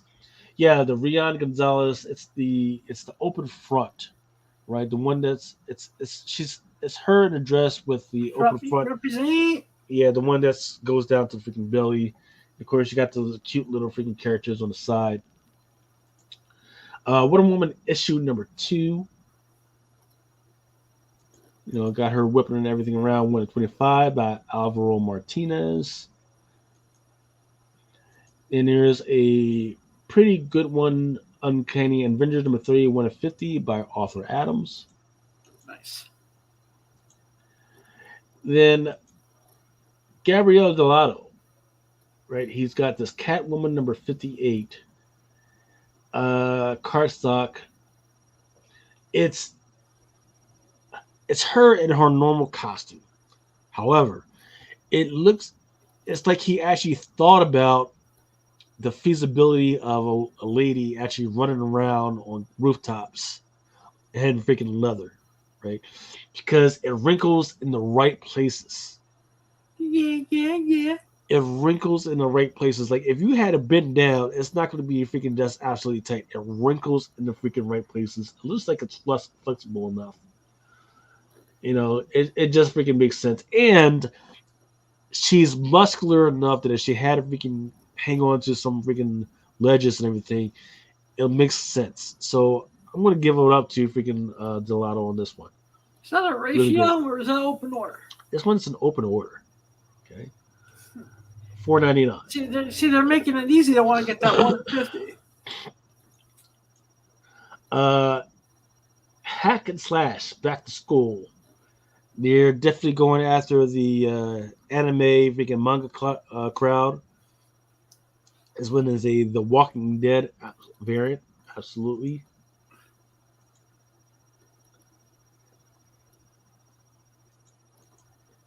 And then there's a Batman Superman World's Finest David Nakayama with Lois Lane and Catwoman.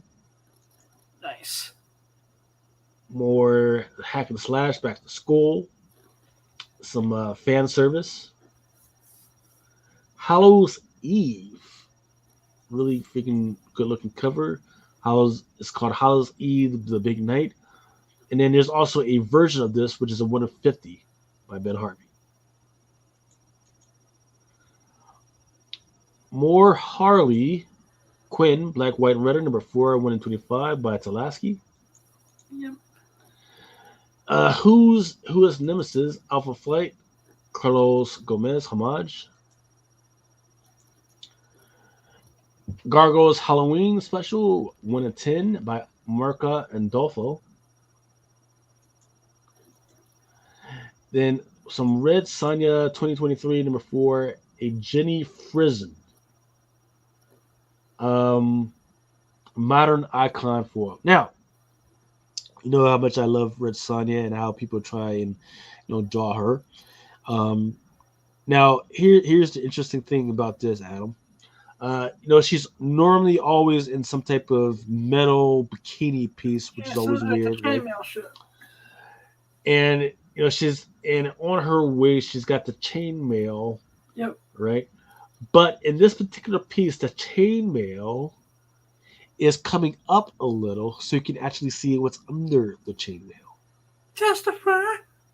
So, if you're a Blind Adam fan, you might want to freaking go ahead and freaking get that. Just saying. You know what?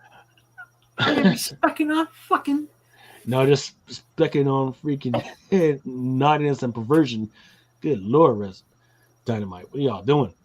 Hawk It's just Girl. Dynamite, man. They do like 500 variants. We're gonna be wearing oxygen tanks on our bodies because it's all Dynamite's ball. Mm-hmm. Jesus. Hawk Girl issue number 4. This one's a Derek Chew cardstock variant.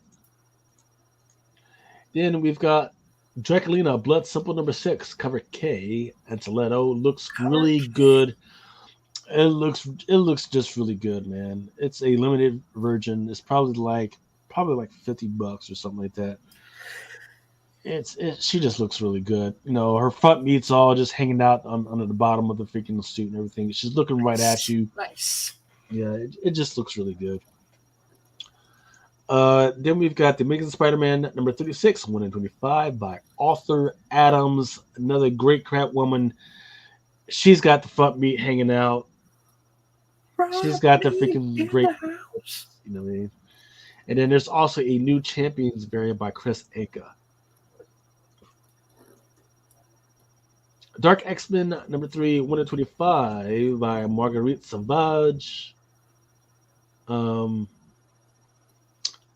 man, freaking these covers are just freaking amazing, man. Freaking just got old girl freaking hanging out in hell.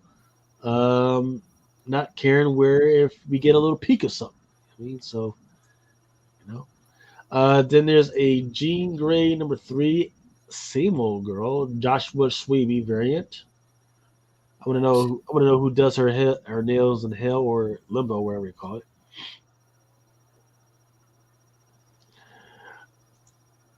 Realm of X number 3, Mike McCone, Magic. Getting down. Slices of Life.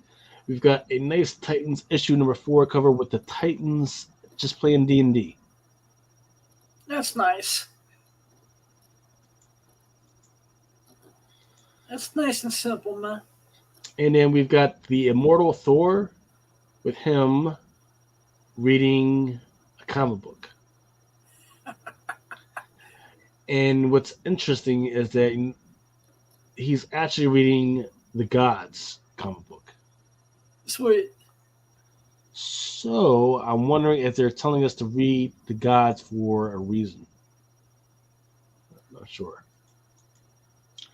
Okay, Superman issue number 7. I read it. I just can't remember if there was anything interesting in it.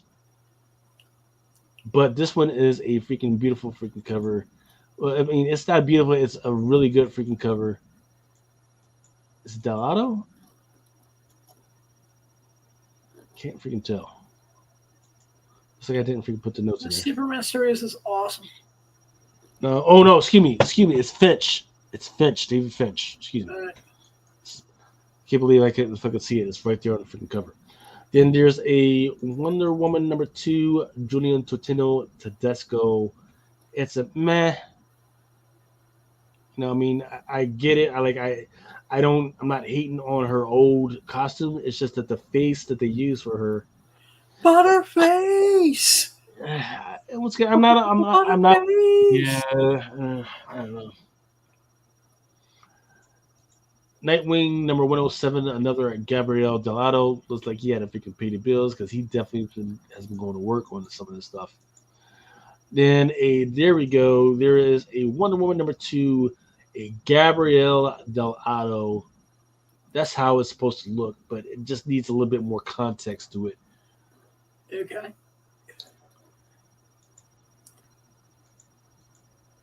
Then there's a Catwoman number 58, David Nakayama.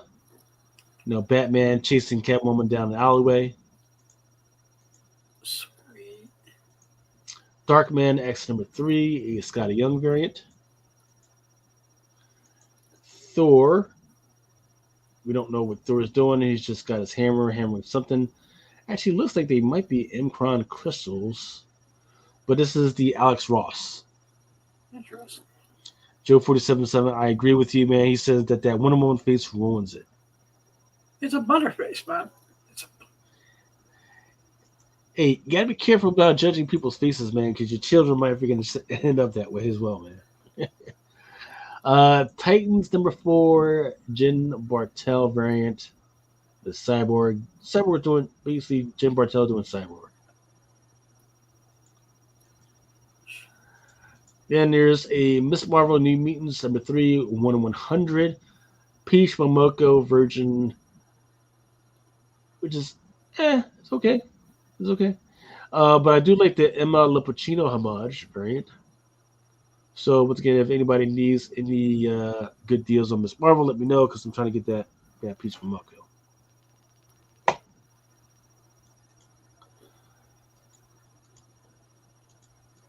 Torrin Clark also did a Cyborg.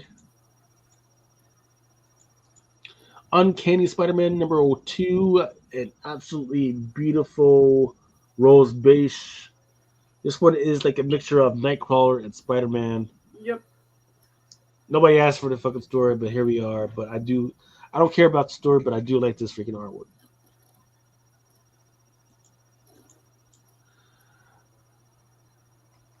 Okay, now down to some of the cute stuff. Cute stuff, eh? Yeah. World's Finest, issue number 20. Superman running around with his little doggy. Nice. Oh. Then World's End. It's called World's End, or is it Wild's End? Yeah, Wild's End, number 125 by Jakuri. So for those that don't know what Wild's End is about, it's about this village that is basically all animals. They all talk, do whatever they live and everything. But this village was all kind of taken over by aliens. It's a crazy freaking story. It's a crazy freaking disaster freaking story, but with animals.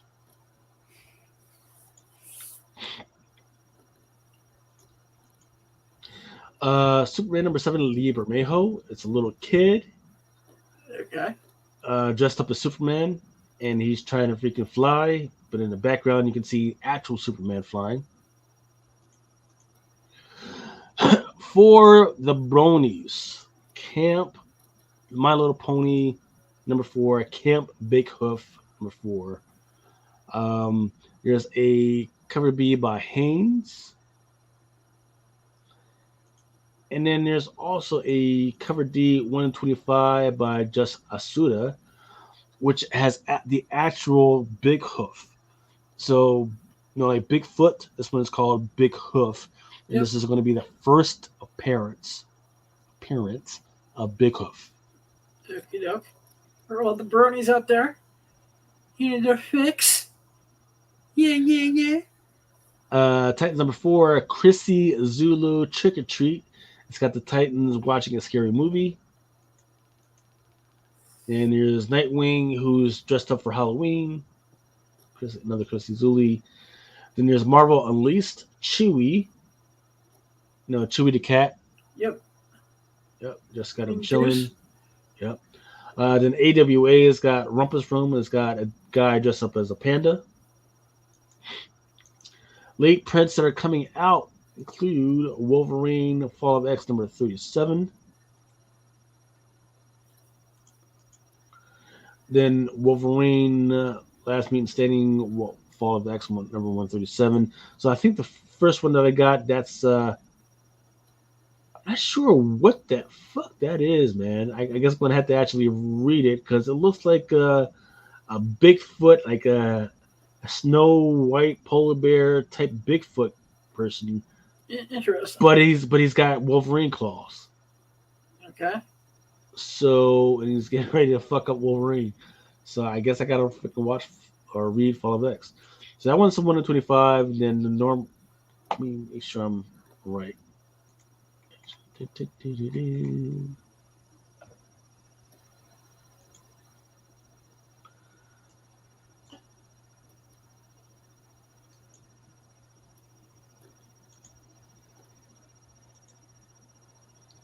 Yeah. Okay. So the first one I'm talking about is second print Juan Jose Rip variant. That's regular. That one's an open order. Then this one right here. That's a 1 in 25 by Greg Capullo. Yep, that one's an incentive variant. Also, a second print is going through Bad Omens Concrete Jungle. I've said before, hey, this is a real band. You might be able to catch them sometime and get it signed by them. But I did not anticipate there was going to be a second print. But hey, here we are. And I actually wrote a note for myself. The second print is actually going to be limited to 5,000 pieces. Okay. Daredevil number 1, second print. There's going to be a 1 in 25 by Aaron Cutter. For the 2023 Spider number 1 local comic book day, there's a joint by Chris Campagna. Okay. Uncanny Spider-Man has a design variant. Captain America has quite a few of these. Let's see. Make sure. I think there's one by Joy Perez. Make sure I get these right. Now for a dead guy, he's got a lot of covers out in the last few months.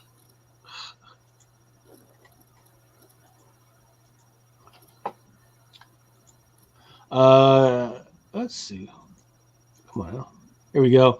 Yep. There's Captain America number 2. There's a 1 in 100 by George Perez. And then there's also one by Lunas Warnick. That's the new champions. Okay. And of course, they still haven't told us like what the names of these actual sidekicks are. The why the fuck? There's a and you know I love David Nakayama, but there's the Superman issue number 7. There's a negative space. I don't like. Yeah, I don't like. Like they're gonna beat like a dead horse. Yeah, I don't like the color. It's a negative color variant. I don't like the fucking colors that they use for Superman. I don't like the fucking dude's face. I don't like his fucking pose. I don't like any of this shit. Another why the fuck though is Al Capone Al vampire. Capone vampire hunting, yo. Al Capone vampire. So right after we have Harriet Tubman, Demon Slayer, now we got Al Capone vampire slayer or vampire. So Why did Al Capone be making deals with the vampires? I don't know. Man. I'm intrigued. I'm going to read it at least. I love Al Capone. Yes. Al Capone is a national hero, god damn it. A national hero? Damn right. He saved Chicago back in the Depression era, man. By killed a few people to do it, but he alcohol? made sure that Chicago was up back on track and financially well. He may have been done a little bit of blood here and there, but you can't make an omelet without breaking some eggs. Testify. You're crazy. You're crazy, man. All right, so now here's some of the stuff that is coming out this Wednesday. That is as of 9. What's the date? 9/27. Wednesday, 1/27. One of these is Alice Never After, the Florentino. Absolutely freaking gorgeous freaking cover. There's a Avengers number 5, 1/100 by Alex Ross. Okay. Looks like they finally stopped doing those Disney 100 joints. Thank God. A Bootylicious Belle Curse by Marissa Pope. Yep. Some Betty Page cosplay. Reminds me of my old 40-year-old neighbors that love to dress up as some type of weird cat lady. Blade Runner 2039, number 7 by Mead. And I know you guys are like, why are you talking about Blade Runner? I get people asking for Blade Runner shit all the time. It does well. It's weird. It's weird, man. Some Conan stuff. There's a Conan Breathway. Creed is coming out this week. Nothing special. There is a Darkman X number 1, 1/25 by Adam Hughes. Okay. Nice. I believe there was a 1/100 for first print, right? But this one is a black and white. Right. There's a Death of Venomverse number 2, second print by Stegman. Yuck. Then Death of Venomverse second print by Luciano Vecchio. Then there's that Death of Venomverse number 5 we talked about earlier with Null. There's that 150 Gabrielle D'Otto, which is a connecting variant. Interesting. I know you love Jeff the Shark, Adam. Hell yeah. But how about Venomverse Jeff? Yeah, I'm looking forward to this. With Guru Hero. Do you have your copy of the first appearance yet of Jeff yet? I have 2 copies. You have 2 copies. Okay, I need to get me a copy. So how about End Time? Actually, a month before Halloween, there's an Elvira and Mossland number 5 cover D photo variant. Interesting. And the reason why it makes me chuckle is because just this past week there was actually an interview with Dolly Parton where she says she would like to do something with Elvira, and I thought that was amazing. That would be amazing.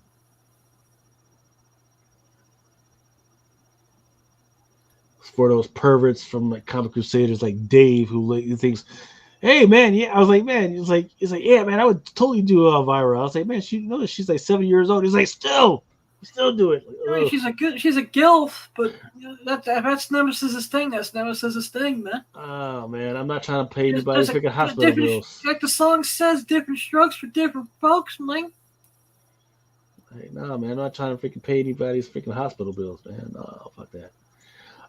Very low. Strokes rule the world, motherfuckers. Yep.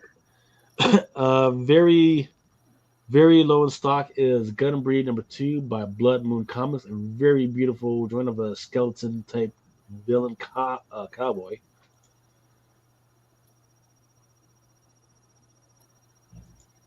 Immortal Thor 1 in 25 by Gabriel Deodato. Not necessarily his best of Thor and Loki fighting. Then don't forget damn. Invincible Iron Man number 10, Invincible Iron Man number 10, Lucas Warnock. Open Order, cover A. Nice. It's a connected cover, and it's sold out already at Diamond. It's cover A. Great. Then there's the 1 in 50 by Hedrick. Okay. That's the one that's got all the characters and they're in costume. Yep. None of the other ones sold out, but then there's a beautiful, absolutely freaking beautiful 125 by Ejikori. That's the one with Jean Grey in costume with fire behind her. Absolutely freaking gorgeous. There is a Peach from Moko. Let's see how that's doing. It's not. Nobody cares about the Peach from Moko. There's a Marvel Unleashed number 2 by Ron Lim in stock. It's good to go. Don't forget the Microdust number 1 facsimile comes out for those guys, for those of you that like facsimiles. There's also a 1 in 10 Mighty Morphins Power Rangers number 112. There's a 1 in 10. That's the Zombified Power Ranger. Yep. Then there's also a 1 of 75 for that one. That one's done by Chikuri. And she's been on fire as far as just getting work. Nice. Monstrous 48 is coming out. Moon Knight, City of the Dead, 1 in 100. EM Gist is coming out. Actually looks pretty good. So Miss Marvel, New Mutant, number 2. I'm looking forward to reading that. The story wasn't all that bad for issue number 1. Some Rick and Morty. Everybody's favorite book. Book of the week, book of the year. Sainted Love number 1. It's got the guys that are just in like weird specking on fucking positions. 2 guys. Specking up fucking. Yeah. Hey. Gay love, Amen. man. Testify. There's even some polybag variants of this one. Yep. And they had, it wouldn't be so bad, but the fact that they had the nerve to have a 1/100 is crazy. Yeah, I'll agree. It's a little much. Ultramax says he is 5 minutes from home. You know, I'm sad for the Ultra Maximus. Love you, brother.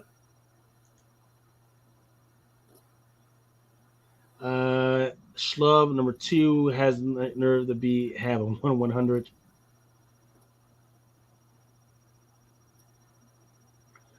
Star Trek number 12, cover E, 1 in 25 by Rosanas. Nerds. And then I really do like Star Trek Day of Blood, Shax's Best Day, 1 in 25 by De Martinez.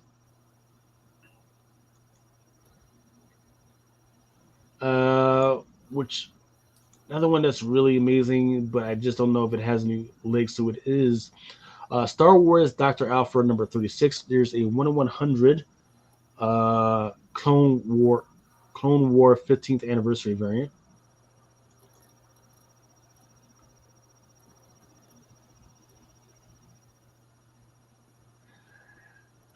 There's a Star Wars Hyperbase Stories number 9. Looks like it's I'm not sure who this is. It says it's Cad Bane versus Quinlan Voss Battle Royale. Interesting. Not sure who these guys are, but there is a Carrie Node variant. That one's why do I feel like I've seen him before? But I do know that the cover A is sold out. All right. And that one's by Dark Horse. So I guess I'm going to need to go into Penguin to see if that's sold out.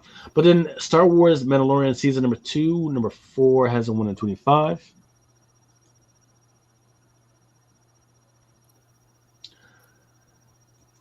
Storm number 5, Geraldo Borges. Great freaking cover. Yeah, the guy's name is Blowback on the freaking cover. First appearance on the cover. Stuff of Nightmares, Red Murder by R.L. Stein. I guess they're doing comic books right now. Especially with back to doing comics, huh? Yeah, especially with Goosebumps, man. Freaking yep. So Christopher the Great says he thinks that's that first Blowback cover. I think it is too, because he's been inside the thing. He's been inside the book, but he hasn't really come out. And then cover for Stuff with Nightmares, Red Murder number 1. There's a 1 of 5 by Kaplan, and just don't forget, man, freaking Goosebumps. R.L. Stein's, that's Goosebumps. So he's pulling from all types of stuff, to do these freaking TV series and movies and everything. And for those, and if you don't know, yeah, Goosebumps is a big thing right now. It's on Netflix. It's made a freaking comeback. Yeah. It's a 30-year-old franchise that just has made a beautiful comeback lately. Yeah. Then there's a 1 in 25. I kind of wish he would have did it with Warner Brothers, but I guess he didn't feel like it. The Unlockable is sold out. That sucks.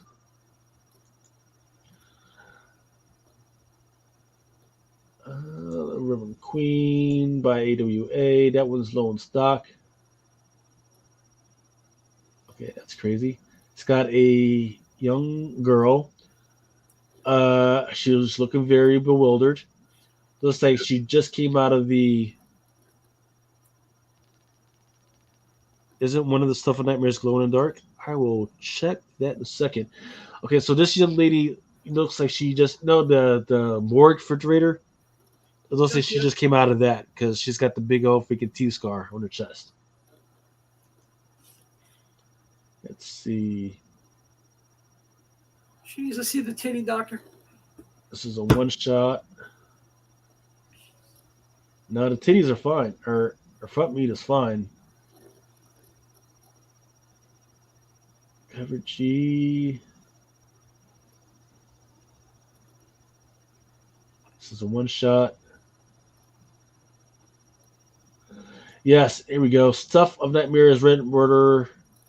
Number 1, cover D is glow in the dark. And it's still in stock. It's still in stock. It's $9.99, but it's still in stock. So if you guys would like one of those for a good price, definitely let me know. And up the Drunken pull box, yo. Let me go ahead and freaking order this because I know I'm going to forget.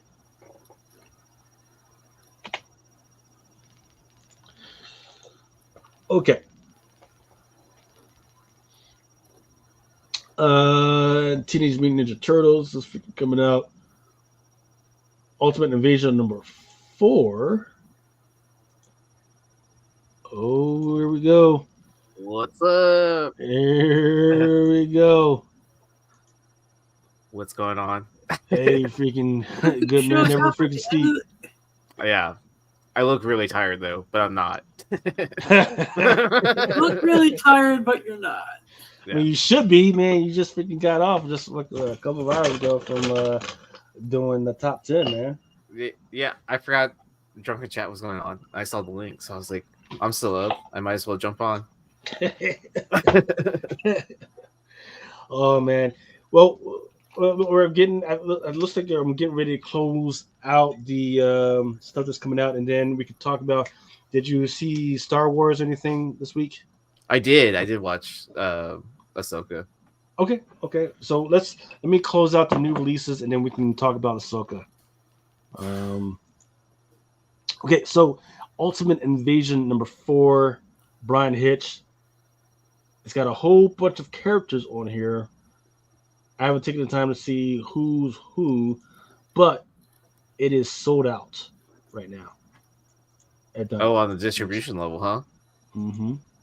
Yep. So, and then the 1 in 25, there is a Lionel Yu. But I think that most people, they definitely probably want this one because it looks like there's a whole bunch of new characters on here. Okay, there is the. I've been telling people about these freaking covers right here. This Usagi Yojimbo Ice and Snow #1. The cover A by Sakai is nice, and it's sold out. Oh wow. But the one that I really liked was this cover B by Scotty Young. Oh, Absolutely I do. freaking Yeah, that's a gorgeous cover. Yeah. gorgeous fucking cover. I got 2 of those coming to me. Yeah. Nice. Dark Horse, being a random house, sold out at Diamond. Yep. Dang. See, she said I skipped the Maniple. I didn't skip the Maniple necessarily. I mean, it's there, right? But it's not sold out. It's fine. It's in stock. So if you need it, let me know. I can get it for you. But it's not even. Usually, if I'll call it out, if it's like low in stock, it's not even low, right? It's like, oh, it's in stock. It's fine. Coming to a Walmart pack near you. Yeah, he says. Sir Christopher the Great says, that'll be the first cover appearance of Kang in the Iron Man suit, I guess. Is that a thing? Yeah, the Maker, Iron Man, but choose between the lesser of two evils. The Maker or Kang. But let's see what does Iron Man know about the men behind the mask. Let's see. Do you see anything inside the previews?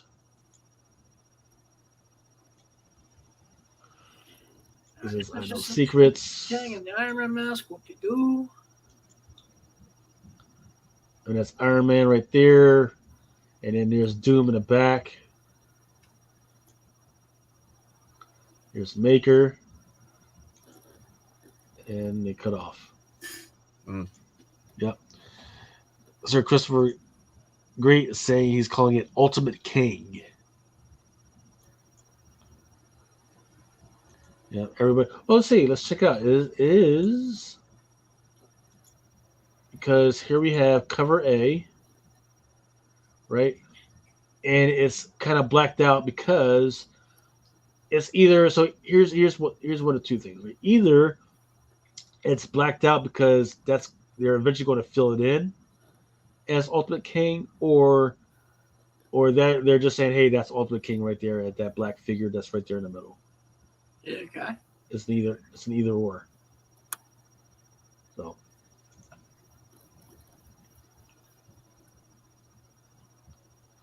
he says he doesn't think that's Doom. That's Reed Richards and a Dr. Doom mask.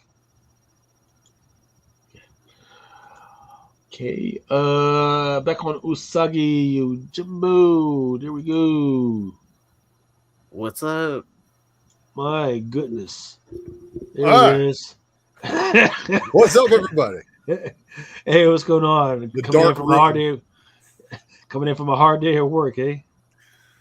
Bro, somebody fucking got into a real bad accident in a place called Osceola Parkway, and Interstate 4 was shut down, and it was a fucking parking lot.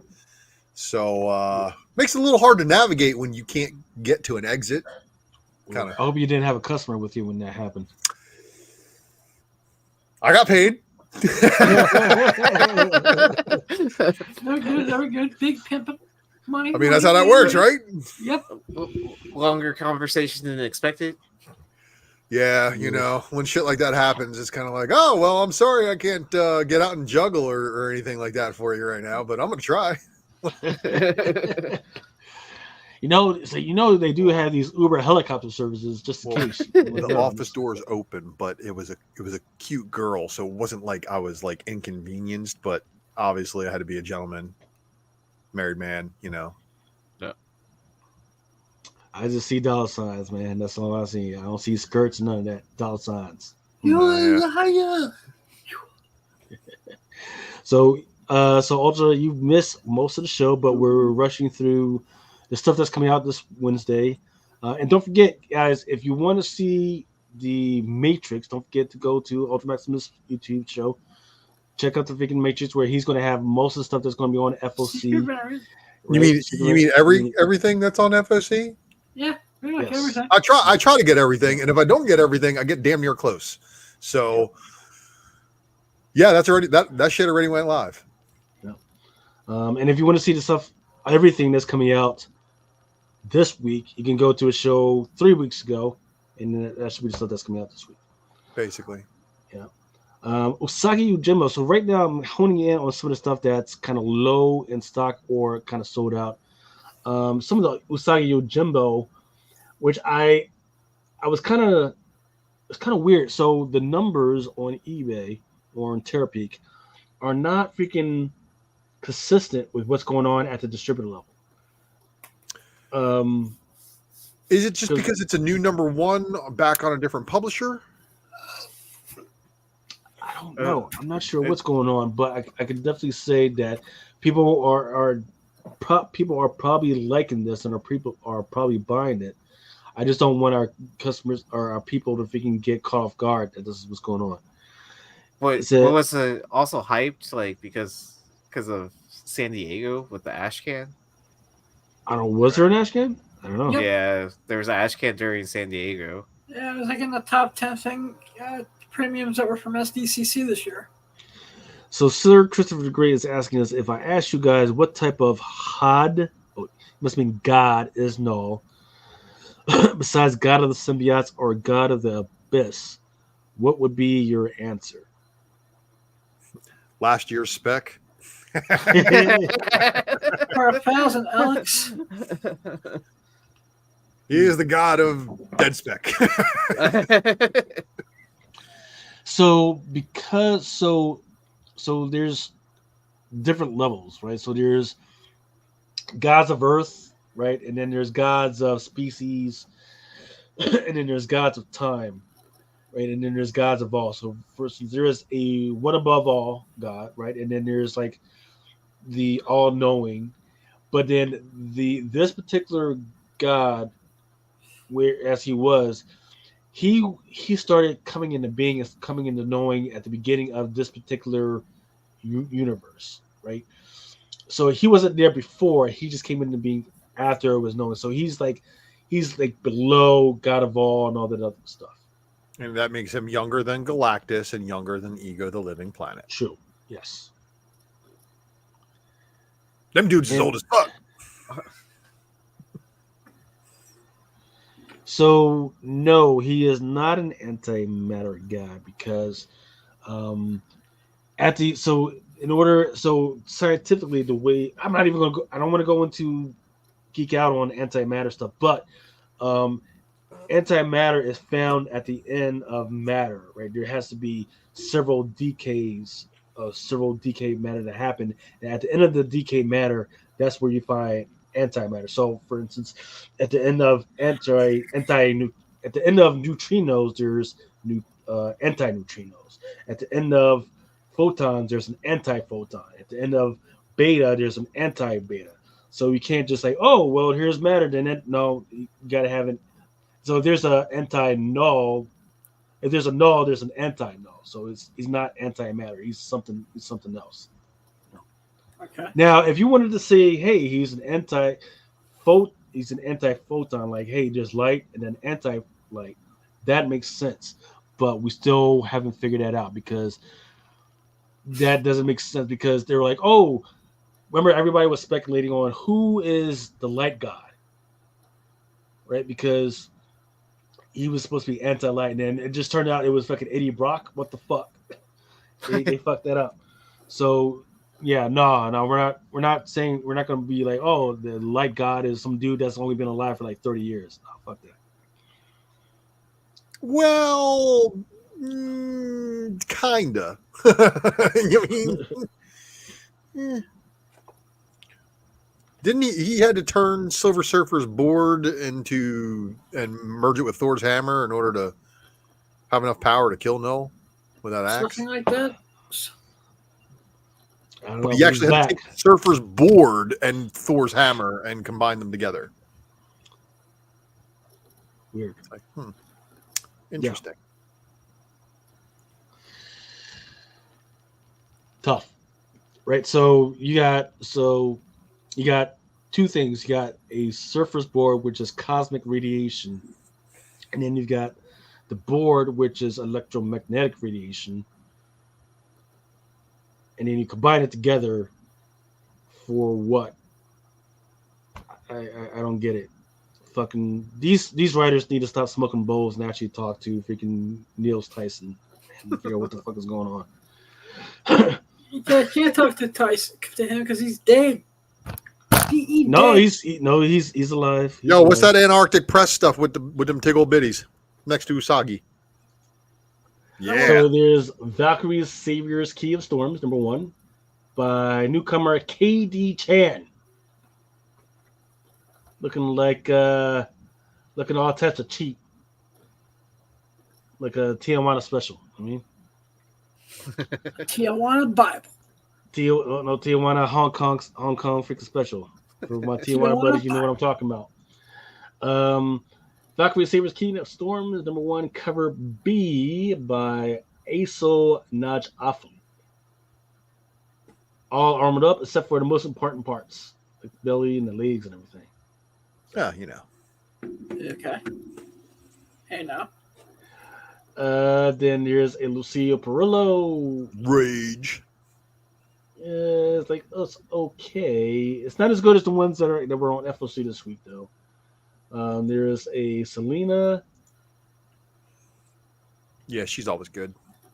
Selena and Cohen, two you never have to worry about it putting out bad art. I mean, I've never seen bad art from either of those two. And even though it's all Dynamite shit, I'd still be like, man, I'd almost buy that. Some cover E cosplay. That's a cheeky one. It is a cheeky one. Let's see, how is it doing? So it's in stock. I've actually sold 10 copies of this fucking thing. And there's a version of it too, isn't there? Yes. And I didn't buy any of the variants because I wasn't fucking thinking.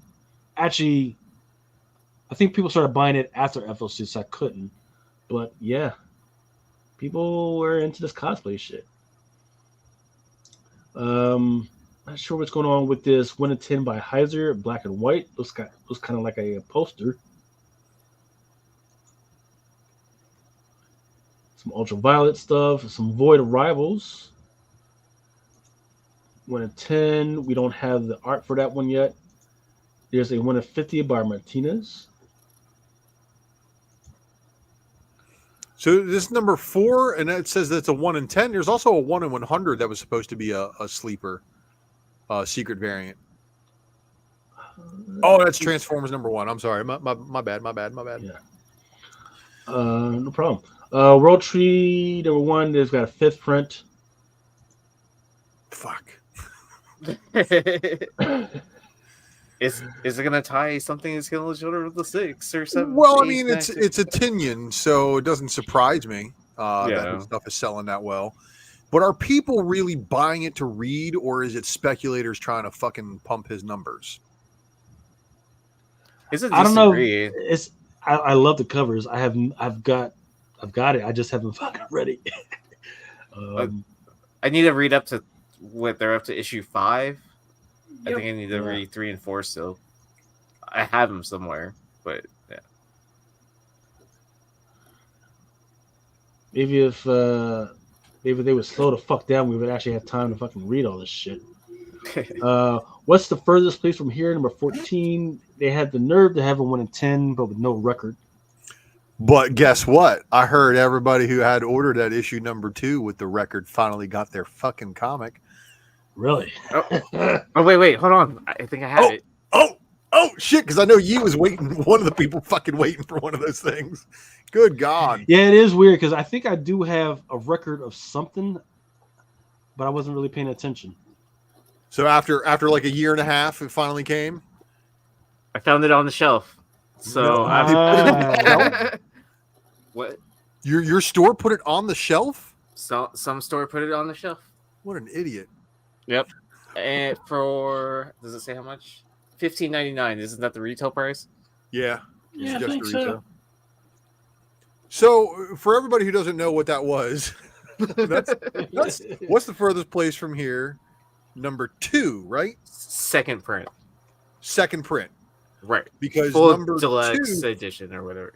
They did like a short press of the vinyls on issues 1, 2, and didn't like 3 and 4 also get kind of like a first print and a second print? Yeah, I believe so. Wait, I think they were all like 1 per store because it was like during that weird time period of like plastics shortages. So, okay. So like vinyl wasn't being overpressed or anything like that. Right. And then once they got to a certain place, they stopped doing the vinyl. But that issue 2, like it FOC'd and then it never fucking hit shelves. And then issue 3 came out. And issue 3 hit shelves, and everybody's like, where's my issue 2 vinyl? And then he's one of the people that I know of that was searching for it and like, hey man, when the hell is this thing coming? But it was just so many people all across comic book YouTube, comic book internet, CGC forums, all the good usual places where everybody's like, hey man, why hasn't this book come out yet? And no one can get a fucking straight answer as to why this thing hadn't come out. So we all saw that somebody said like, oh my God, it shipped. I'm like, no way that thing shipped now. It's like been a year and a half since it's supposed to be gone. Yep, it finally shipped and people got them in hand. And damn, Yee, I'm glad you actually found one on a shelf somewhere, man. It was ridiculous. I was surprised that it was. I mean, I figured like anyone that had it on their pool box probably doesn't have it on their pool box anymore. I mean, it's still an ongoing series. So. Yeah, but you know how people are, man. When after like 8-9 issues or so, they're like, okay, I'm done. Yeah, pull it. So that's wild. Yeah. Sir Christopher the Great is asking me, how is the current state of the economy affecting my sales? He says he's been watching a steady decline for the last few months. So, for you've been asking, in fact, I think I put up the numbers earlier of how it was looking. So, during the pandemic, per 7 days, we were at 3.5. Once we came off, we were looking at 2.5. In fact, as of a couple of months ago, I was looking at some of the slides, and we were still going at $2.5 million in sale per 7 days. Today, when I pulled the numbers, we were at 2.2 million. 2 million, a little bit of change. So it's steadily been freaking going down. And usually those are the numbers that I see like around Christmas time, right? Because people have to pull back a little bit, get the money ready and everything. But for $2 million, for us to only be doing $2 million. Yeah, $2 million. And usually I was thinking, okay, well, maybe after school time, because people have been pulling back for school, everything, because they gotta get money for it, or kids sneakers, clothes, books, and everything.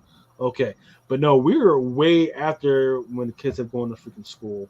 We are way before even Halloween or Thanksgiving, and people are pulling way back.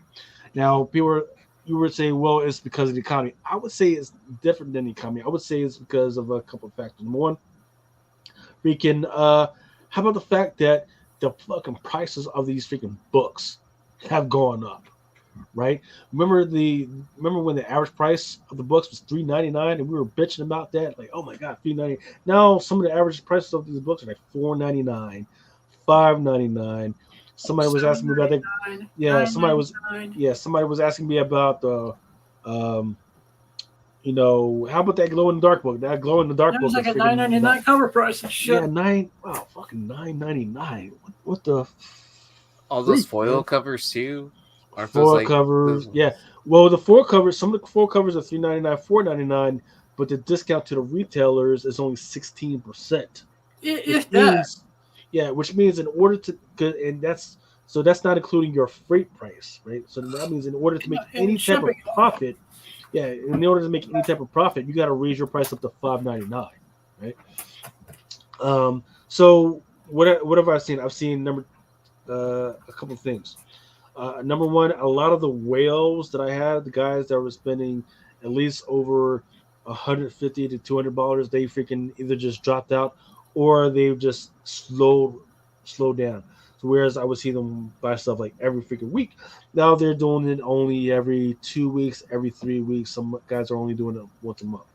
The other thing is, whereas people were buying it by the FOC in order to make sure that they get the discounts, now they're saying, well, fuck it, I'll wait till after the FOC, and then they're freaking buying it, which when you buy it from me, it's fucking crazy, because if you buy it from me after the FOC, I'm gonna charge regular fucking price, all right? No, because I don't need all that fucking ass. But people they're just willing to freaking pay regular price, which it just kind of fucking boggles my mind. And I've been wanting to delve into the numbers of what the fuck is going on with that. But all right. Sir Christopher Grace saying, "Yeah, the prices have slowed down. Everyone besides myself, of course. Ideally, every book just barely sells out." Yeah, like I talked about earlier, like the numbers from therapy. The numbers from therapy are very interesting, right? And once again, like Ultra was saying, it feels like people are buying for speculating and pushing numbers, but we're not actually reading the freaking books, which is a shame. Because right now there's so many freaking books out. I have no idea what books are actually freaking good. I'm trying to. I remember when I used to read every fucking thing. In fact, I've got 4 hours to try and read everything because I got another fucking podcast where I got to review every fucking thing in my Price podcast. I'm talking about everything Marvel. I got to read everything freaking Marvel. I'm still like about a good month behind on my reading too. So every time I do a Secret Variant episode, I spoil myself. So I'm looking at spoilers on all the covers. I'm like, oh yeah, okay, cool. This is where the story's going. It's fine. I've cutting back a little bit on what I'm reading. Yeah. But, certain things I'm reading more of, some things I'm reading less. I wish I had time to read. Yeah, have you been I think catching the ties? I tried to bid on a MCU comic books? today. I bought a comic. Did I buy him today also? Yes. Because it was another. No, it was yesterday where it was the other comic we were talking about, right? Yeah. So I bought a comic yesterday. I bought 3 comics in the last 4 months. 3 whole comics. Yeah, you got to, right? Prices No, of these I really don't. comics are ridiculous. Well, I mean, because prices of the comics are absolutely fucking ridiculous. I have been eyeing Remember a when we couple used to do- keys. Yeah, I've been remember when eyeing we a used- couple keys. Yeah. Yeah, remember when we used to do $35 a holler? Uh-huh. Yeah. What But you would know the what? fuck- Now the That'll variants buy aren't you $2 selling out. now. That'll buy you fucking $2 with shipping right now. The variants aren't selling out on release day. This is how you know it's a little slow. Because if the variants are still on the shelf come Thursday, Friday, Saturday, you got to ask yourself a question. Should I ask them to take a discount off of this one so I can buy it right now? Or should I just wait until they mark it down? I like buying 1 in 100s for that.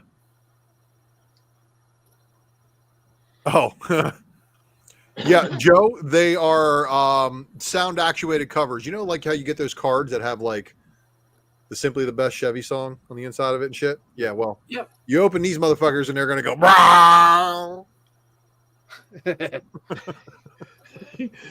Is that really? Let me hold up. Let me pull up the shit. Yeah. Let me pull up. I think wasn't there a video somewhere where it was Yeah, showing how somebody it shared a works? video of it. They're both going to be poly bagged. And yeah, the artwork's basically on the poly bag from what I hear. The Oni Press Rick and Morty hardcovers, they have sound bites in them as well. No when you shit. open- Yeah. Nice. Yeah. Look at me, Morty. I'm a comic. I don't remember what they say, but I do have like the first 3, and they all had like little sound clip bites in it. Sound effects gate. That sound goes. variant. That's how it's spelled. Would be okay, media. Okay, here we go. Teaser trailer. So there's a trailer. Ooh, we're gonna play a trailer. A trailer.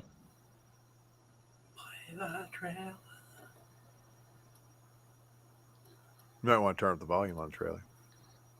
Oh, you guys can't hear? No. Okay, so hold on. All right, let me get that. We can see. Let me have the. Only your headphones can hear, apparently.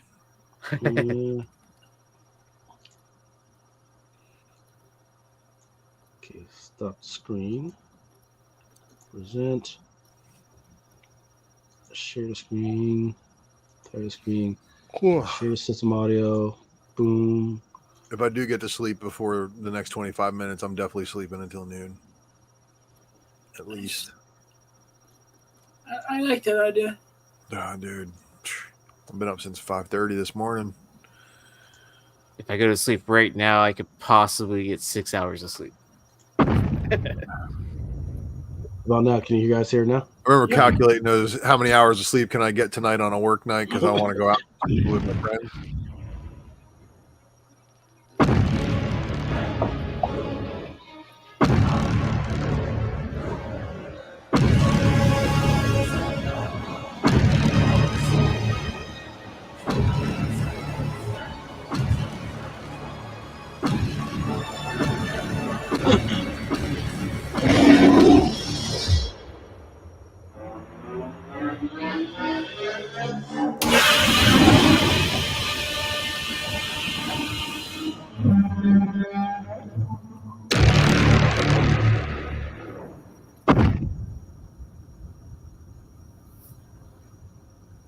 The Jim Lee is the superior one just because it has the giant mech bat.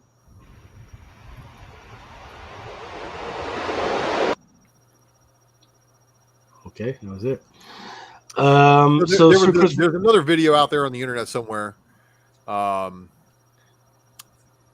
you can actually see and hear the roar sounds. But apparently, yeah, somebody opened them up, showed them. I think the publisher, DC, I think DC put out a video for them to like preview them somewhere else. Yeah. Sir Christopher Gray says he ordered paid for 3 sets. They're $14.99 a piece. I hope you did not pay full price. Yeah, he did. Because through the pull box, you at least get 30% off. Nice. Just saying. All right. If you wanted the variant, which is probably $25, you're going to get 45% off. So, if you want to get. Seems like a good gamble. Right. All right, man. 25% off is better than nothing off for sure. So that's not bad. Testify. Let's see. I'm trying to see if I can find this. Justice League. No, that's just the trailer. Okay, so shit. Aaron, man, freaking, what did you think of Ahsoka, man? Oh, definitely enjoyed that episode. Seeing Thrawn, like compared to the trailer of what he looked like compared to what the final, I guess, what actually was released. Big difference, right? I would have thought they would have introduced him sooner, but I definitely did enjoy the build up to get to Thrawn. What I also enjoyed was the fact that the Thrawn footage that we saw was the only footage from episode 6, 7, and 8 that were in the entire preview. No. Did you know that? Nice. I was suspecting that. I just wasn't sure. Yeah. So in the last 3 episodes, the only footage that we saw was just the footage of Thrawn himself, like kind of like showing up and right. Everybody was looking for stuff in the trailer to try to see if there's any way we can deduce the story. But Dave Filoni was like, "Nah, we're not gonna let that happen."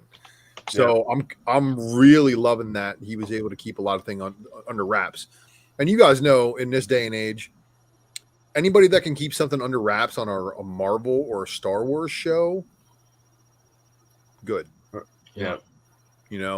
Because our fan base is rabid, and we come up with a whole bunch of fucking fan fictions that aren't anywhere near what the actual plot of the show offers.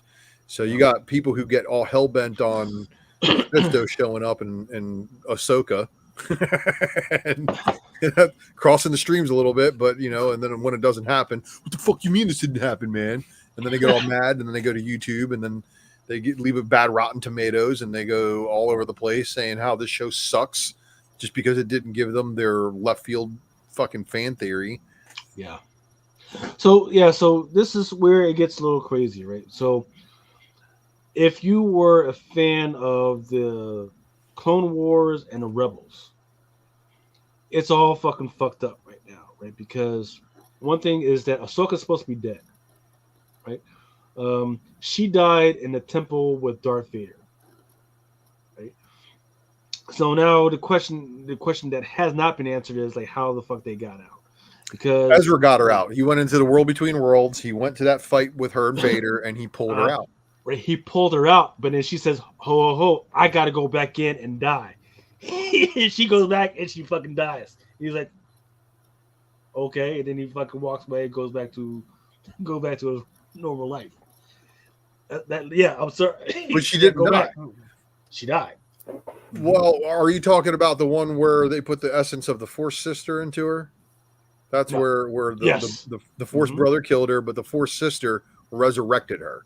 And that's the reason why she has that owl following her around in the world between worlds. That was the. I think I'm not sure if that was the same episode or the episode before that, but yeah, that was episodes before that. That was like a few episodes before that, because that happens in that weird thing, and then episodes later when they find out about the portals and they can. So this, it's crazy because the big overarching freaking thing is there's the mother, there's a father, there's the son, the daughter. Right. Yeah. And now she's in the position of the daughter. Right. And they live in that world in between worlds, which is why they needed that hyperspace drive to get to where Thrawn is right now. And did you guys notice that Anakin was actually walking on the sky? Yes. Yeah. Yep. Cool. It's amazing. So it's amazing because it's bringing up the old stuff, and it's like, hey, there's this stuff that's happening, but we're not going to explain everything yet. Oh, hey, by the way, and because what kind of freaked me out was when Ahsoka she sees freaking Anakin and she like asks like, hey, what's going on? And it's like the first time they've ever seen each other. Like, no, bitch, you've seen this motherfucker before in Rebel. So what the fuck is going on? So, man, and then they go through the whole dream they shouldn't have did the whole dream sequence. They shouldn't have fucking did that. But like, oh, now she's young. They shouldn't have freaking did that. But man, I just love the fact that they freaking brought it up. The only thing that I need for them now is to bring up the Thor Yor, right? Thor Yor with that first actual beings that made the Jedi and taught them how to use the Force. And I just want to see Mara Jade. But what do I know? Well, who's that? Go ahead and explain who that is. Luke's redheaded bae, bro. That's that Luke. That's that Luke, redhead. Luke Skywalker red kryptonite. So it's interesting. So Luke gives her redheads. Yeah. So right now, here's where we're at. Whereas just a couple of months ago, we were like, Star Wars is dead. Star Wars is freaking dead right now. That's bullshit now, man. I don't know who was saying that. They obviously had to we were all saying it. We were videotape. We were like, Star Wars is dead. Star Wars is dead. We had lost all hope in Star Wars. After, what was the last one? We had Mandalorian, right? And we're like, oh man, Star Wars is dead. Now we're like, oh, this is actually pretty good, right? Wasn't it Andor? Was it Andor? So listen. Yeah. This is how I know the casual fans are the only ones who get pissed off at this stuff. Hardcore Star Wars fans know every fucking Ahsoka episode that you need to watch from Rebels, from Clone Wars. They will give you that primer and tell you to watch certain episodes before going into Ahsoka. And Ahsoka is 100% fan service for fans of Rebels and Clone Wars. If you're not a fan of either of those two, you didn't follow those two storylines closely, you're not going to see a lot of the Easter eggs that they're leaving for you. You're probably going to miss some key elements of this story. But this is like... Sounds like we need a Ultra Matrix on the freaking episodes to watch and the freaking books to buy. This is definitely for an advanced Star Wars fan. This is not, again, for your casual, I've seen fucking episodes 5, 6, and 7. It's made me turn me from a casual fan into a hardcore fan. And it will do that. I started watching Rebels and Clones. So did I, man. Like I skipped over the majority of that shit. Between my Clone Ahsoka Wars and Bad Clone Batch. Wars where they didn't talk and they were all short episodes, like 3-4 minutes long. Yes. Between Ahsoka and Bad Batch, I've become a hardcore Star Wars fan. I'm glad, right? Because those original cartoons were released during the prequels, right? And they were just like like shorts, like in between, I forget what the name of that whole block hours of whatever. It was on the animation. Toonami, Adult Swim, Yep. Toonami or something Yeah. like that. Yeah. Yep. But it was released during the prequels, and you could only And really then watch they Cartoon put out a Network. collected edition where you can get the Clone Wars on that one disc. Yep. It's one of my best-selling DVDs. Yeah. Yeah. So man, freaking it looks really good. Freaking, I didn't necessarily like the whole body look of Thrawn, right? Because it's a little. But hey, you've been stuck out in fucking Dimension X. Yeah, you're going to get a little fatter, and you're going to look a little less like a Jedi. Was also the voice actor. And that's the coolest part is they were able to make the voice actor actually fit the Thrawn role instead of recasting somebody to try to like fit his voice or whatever. Yeah. Shit, if that was me, I would have fucking got in shape, man. I'm like, oh man, you're gonna shoot me up from here, right? No, we're gonna shoot the whole fucking thing. Fuck, Anything I gotta fucking go work out. Oh man, but the memes for it are so great. What are they saying? One little gripe with the episode is those little rock thingies. Well, like one image I saw was what the animation, the Rebels version of Thrawn, and then it says like pre-COVID, and then it shows up. Yeah. Oh man, god damn. But yeah, man, freaking it looks. Is there anything else you guys watch? So I watched. Me and my wife went to see Expendables. There's a new tonight. Expendables movie. New Expendables number fucking 4. Oh wow. With Sylvester Stallone and 50 Cent. 50 Cent's in it. Okay. I gotta look at the cast now. Yeah, the fucking thing is, once 50 Cent fucking came on fucking screen, I was fucking done. I was like, how the remember this face? On the same I'm with you. Don't shoot me. Doing some shit like that. How the fuck is he on the same fucking screen as these fucking mammoth other motherfuckers? Because he's 50 Cent, man. Get rich or die trying. No. This is not Fast and Furious, right? This is get not rich or die trying, bro. Nah, fuck that. Nah, you don't like die. his 8 Mile just version? Die. How about 50 Cent? You just die. I mean, look, I love the fucking music, but you don't belong on the same fucking stage as fucking Dolph and Sylvester and fucking and all these other, maybe Liv Tyler. Go ahead. Come on, man. Terrence K. Howard and Get Rich or Die Trying. And then you got fucking Liv Tyler. And look, man, I loved you in that Ariel Smith fucking video. That was the fucking horniest fucking shit ever. The weirdest 40-year-old to fucking 18-year-old shit ever. But look. It was very obviously that she was doing the ice the fucking nipples before she came on screen and shit. Man. No, icing the nipples. Yeah, it was very weird. Her and Alicia Silverstone back in the 90s on that video, man. All those Aerosmith videos, crazy. What was the other one they were in together? I can't remember. I thought they did I think they did a couple of videos together. But anyway. It was a weird 90s were weird. Yeah, well, nepotism. Steve Tyler putting his daughter in his videos. Jesus.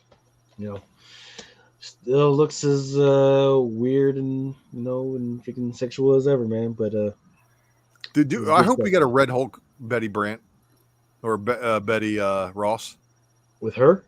Yeah. Hell yeah. Is she rumored to be Betty Ross? She is Betty Ross. Ah. Okay. Isn't she? That's the one piece of those Hulk movies they haven't brought back yet. No. Isn't it Jennifer Connelly, Betty Ross? No. It is Liv Tyler. It was the 2003 Hulk movie. No. There's too many fucking Betty Rosses. But anyway, yeah, Betty Ross. Betty Ross from The Incredible Hulk. That was Liv Tyler, wasn't it? Yeah, the one with Ed Norton was Liv Tyler. The one with the Australian dude. If we're not doing one was Jennifer Eric Bana. Yeah, if we're not doing an immortal Hulk, I don't care.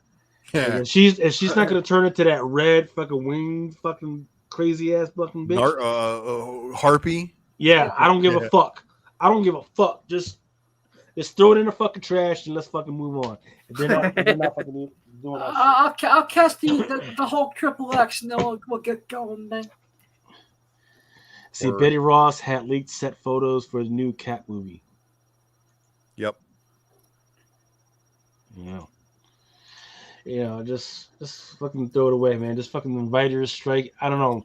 Hopefully they're getting their shit together while this whole fucking writer's strike is fucking going on.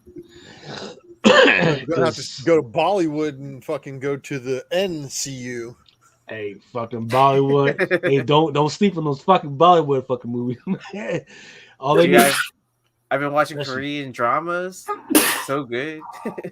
Yeah. Have you started watching Scissor 7 yet on Netflix? No, I haven't. It's pretty good, man. Okay. It's pretty fucking good. And you only get 12 minutes each episode. That's all you need. 12 minutes. That's it's perfect for me because that's my freaking attention span. 12 minutes. That's all I got. Yeah. Well, I heard it's all going to be all bootleg Wong material. Remember the Wong Vengers or whatever it was from Doctor Strange? Yeah. How he had his own bootleg and oh, Madison. That's right. I forgot about Madison with a Y, but it's not where Yes, she was amazing. They need to bring her back. She made a deal with the devil, so we might be seeing her soon.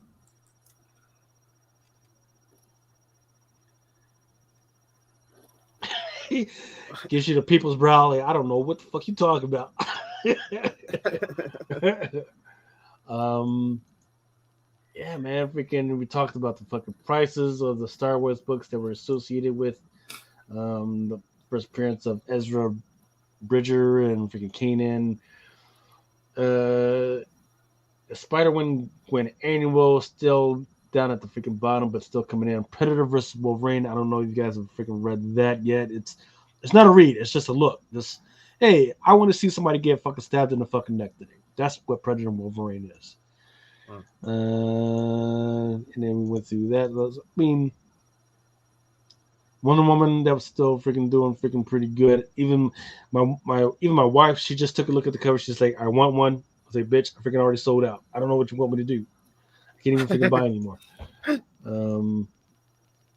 Bounty Hunters. Now the tier peak data makes me suspicious because this was not anywhere near the top, but it's sold out at distributor level, and I know I've sold a bunch, so I'm kind of suspicious of the data. But that's and then there's Grievous. So I think the Grievous one did it make the top 10, Aaron? Yes, that was. It did make the top 10. Yeah. It did make the top 10. Yeah. I do know that the promo version made the top 10. Yep. But it's the weirdest place because there are copies out there for like $15 and everything. But yeah. And then nobody's going to care about this one anyway because there's a second print 1 in 25. But it's a one per store. Doesn't matter. Or one per account. 25 is going to be super under ordered, bro. What to do? Yeah. All right, Aaron. Sketch. Or black and white. All right, Aaron. What are you getting into this weekend, man? I have a family thing in the morning, and then there is a local smaller card show. I might go check it out just to see Will and Deal into baseball season. Card. I thought you were talking about card. Yeah. Okay. Because I back in the day I used to go to car shows, not for the cars, but for the women that used to fucking go there, man. That shit was fucking amazing, right? Let's walk up to them and freaking, oh yeah, let's see your car. Oh bitch, I don't got no fucking car. I came here on the subway. What the fuck? I just came to see you. What about you, Ultra? The time it works every time. Like if I had a car, I'll be driving around getting other fucking bitches. Not fucking here to see you. No, that was pretty Fast and Furious, man. For everybody thought they were a fucking street racer. How about you, Ultra? What are you getting into this weekend? Sleep, hopefully, man. I'm fucking beat. Oh. No sleep till Brooklyn. No. Sleep. Sleep because I have to transport a whole bunch of fucking drunk people again in about 24. Well, in about 16 hours, I'll be starting to transport people to and from their destination of the evening. I'm going to go hang out with some friends at my weekly car meet, and then I'll be hitting the road back again. And then I'll be coming home and going to sleep for maybe 4 or 5 hours, and then going to the bike park and getting sweaty on a Sunday morning with the intent of staying healthy. By the way, I'm 195 pounds now. What? Congratulations. How much are you biking this? Considering I was 250 almost a year ago, and then I got injured, so I lost like 15 pounds, and then I got injured and I gained most of it back. But yeah, I was hovering around that 235 mark for a long, long time. 195. Oh, Congratulations, congratulations, man. my friend. That's Yeah, awesome. I'm getting there, and also strength is getting much, much better. But still, I have a ruptured disc and multiple herniations in my spine. I don't have a good time every day. Okay. And I still try to get out there and ride a bike just for the hell of it. Yeah. I am 6'3", though. I am not fat as hell. I'm just huge. Yeah, your 235 pounds is a lot different than my 235, man. Freaking tell you that. How about you, Blind Adam? What are you getting into this weekend, man? Let's see, I'm doing a whatnot tomorrow at 6. Yeah. And then Nice. I'll be at a one-day convention on Sunday. Won't be set up. They have a couple of Batman the Animated Series voice actors that I want to try to interview for the podcast. Nice. Okay. They also got the all right. daughter from National Lampoon, the Christmas movie, and if I get even one question with her, I'd be a happy motherfucker. Which daughter? Because there's been like 5 of them, right? There's been a different daughter for almost every National Lampoon movie. It's the one from the Christmas movie. Is there a different son too? Oh, so it's what's her name? Arquette. Yeah. Yeah. Okay. So which Arquette is it? I don't fucking know. But I remember off the top of my head, I would have to look at the guest list. But it is one of the Arquettes. I do. When are you going to start doing interviews for your co-host, man? Sometime in the next couple weeks. Just waiting for some of the family stuff to, settle down, and I'm still in paperwork limbo for my new apartment. So. Okay. Yeah. Well, and you got Exotica. Is it November or December? It's November for the 5th. I cannot wait. Okay. I got some things planned. I'm not allowed to talk about that. I'm legally not allowed to talk about that yet. All right, man. Freaking Secret of Adam, everybody. All right. For me, we got No Surprise Podcast on the Comic Crusaders Network. We got the Blind Adam and Awesome Sauce Radio on Wednesdays. Then what else I fucking got? Oh, got fucking football, of course, man. Freaking. Then of course got Haunting in Venice. I'm hoping to see that tomorrow night. Paw Patrol is next fucking week, and yes, I will be doing a review for that bullshit. Exorcist is coming out. What else is fucking coming out? Some horror. I forget the other fucking horror shit that's fucking coming out. But yeah, I'm definitely going to be fucking watching all that. Review Paw Patrol, you're banned from Awesome Sauce Radio. I have to draw this line somewhere. For Paw Patrol? Yep. For Paw Patrol. For Paw Patrol. Wait. You were all over that Powerpuff bullshit, but you're banning Paw Patrol? Paw Patrol is... It figures, man. With all those titty books that went to Paw Adam titty Patrol book, is... It makes sense, man. Paw Patrol confuses the shit out of me when I watch it with my nieces. All these little dogs thinking they're cops. It frightens me. Joe 4771 says, yeah, we need more ass pinking. Ultra says 60 a big guy. Okay, so okay, so I have love for my fellow comic people to actually read. Sir Christopher the Great says he has sickle cell. So he's definitely got the freaking joint pain. And Furries Unite. You know what, man? Freaking, I was just at Baltimore Con a couple weeks ago, and there were quite a bunch of fucking furries, man. There's definitely a lot more furries than freaking actual fucking superhero. But they're taking over the conventions now. They definitely are, man. Freaking, they give them a face of freaking night. Furries. The fuck are birdies? Furries. Oh, furries. They're people. Yeah. They're the people that have people. Furries He knows are who they awesome. are. Yeah, he's okay. He's okay with a girl that doesn't take her mask off. Furries are amazing, man. All right, and with that, we are good to go. Thank you for everybody that freaking hung out and freaking listened to us until 4 o'clock in the morning on a freaking Saturday morning. Thank you for Ultra and Aaron that freaking stopped by after freaking work. And look, Aaron's about freaking doze off the fucking sleep. So it's definitely time for us to freaking go. Yep. Love y'all, and freaking we will try and see y'all next week. Out.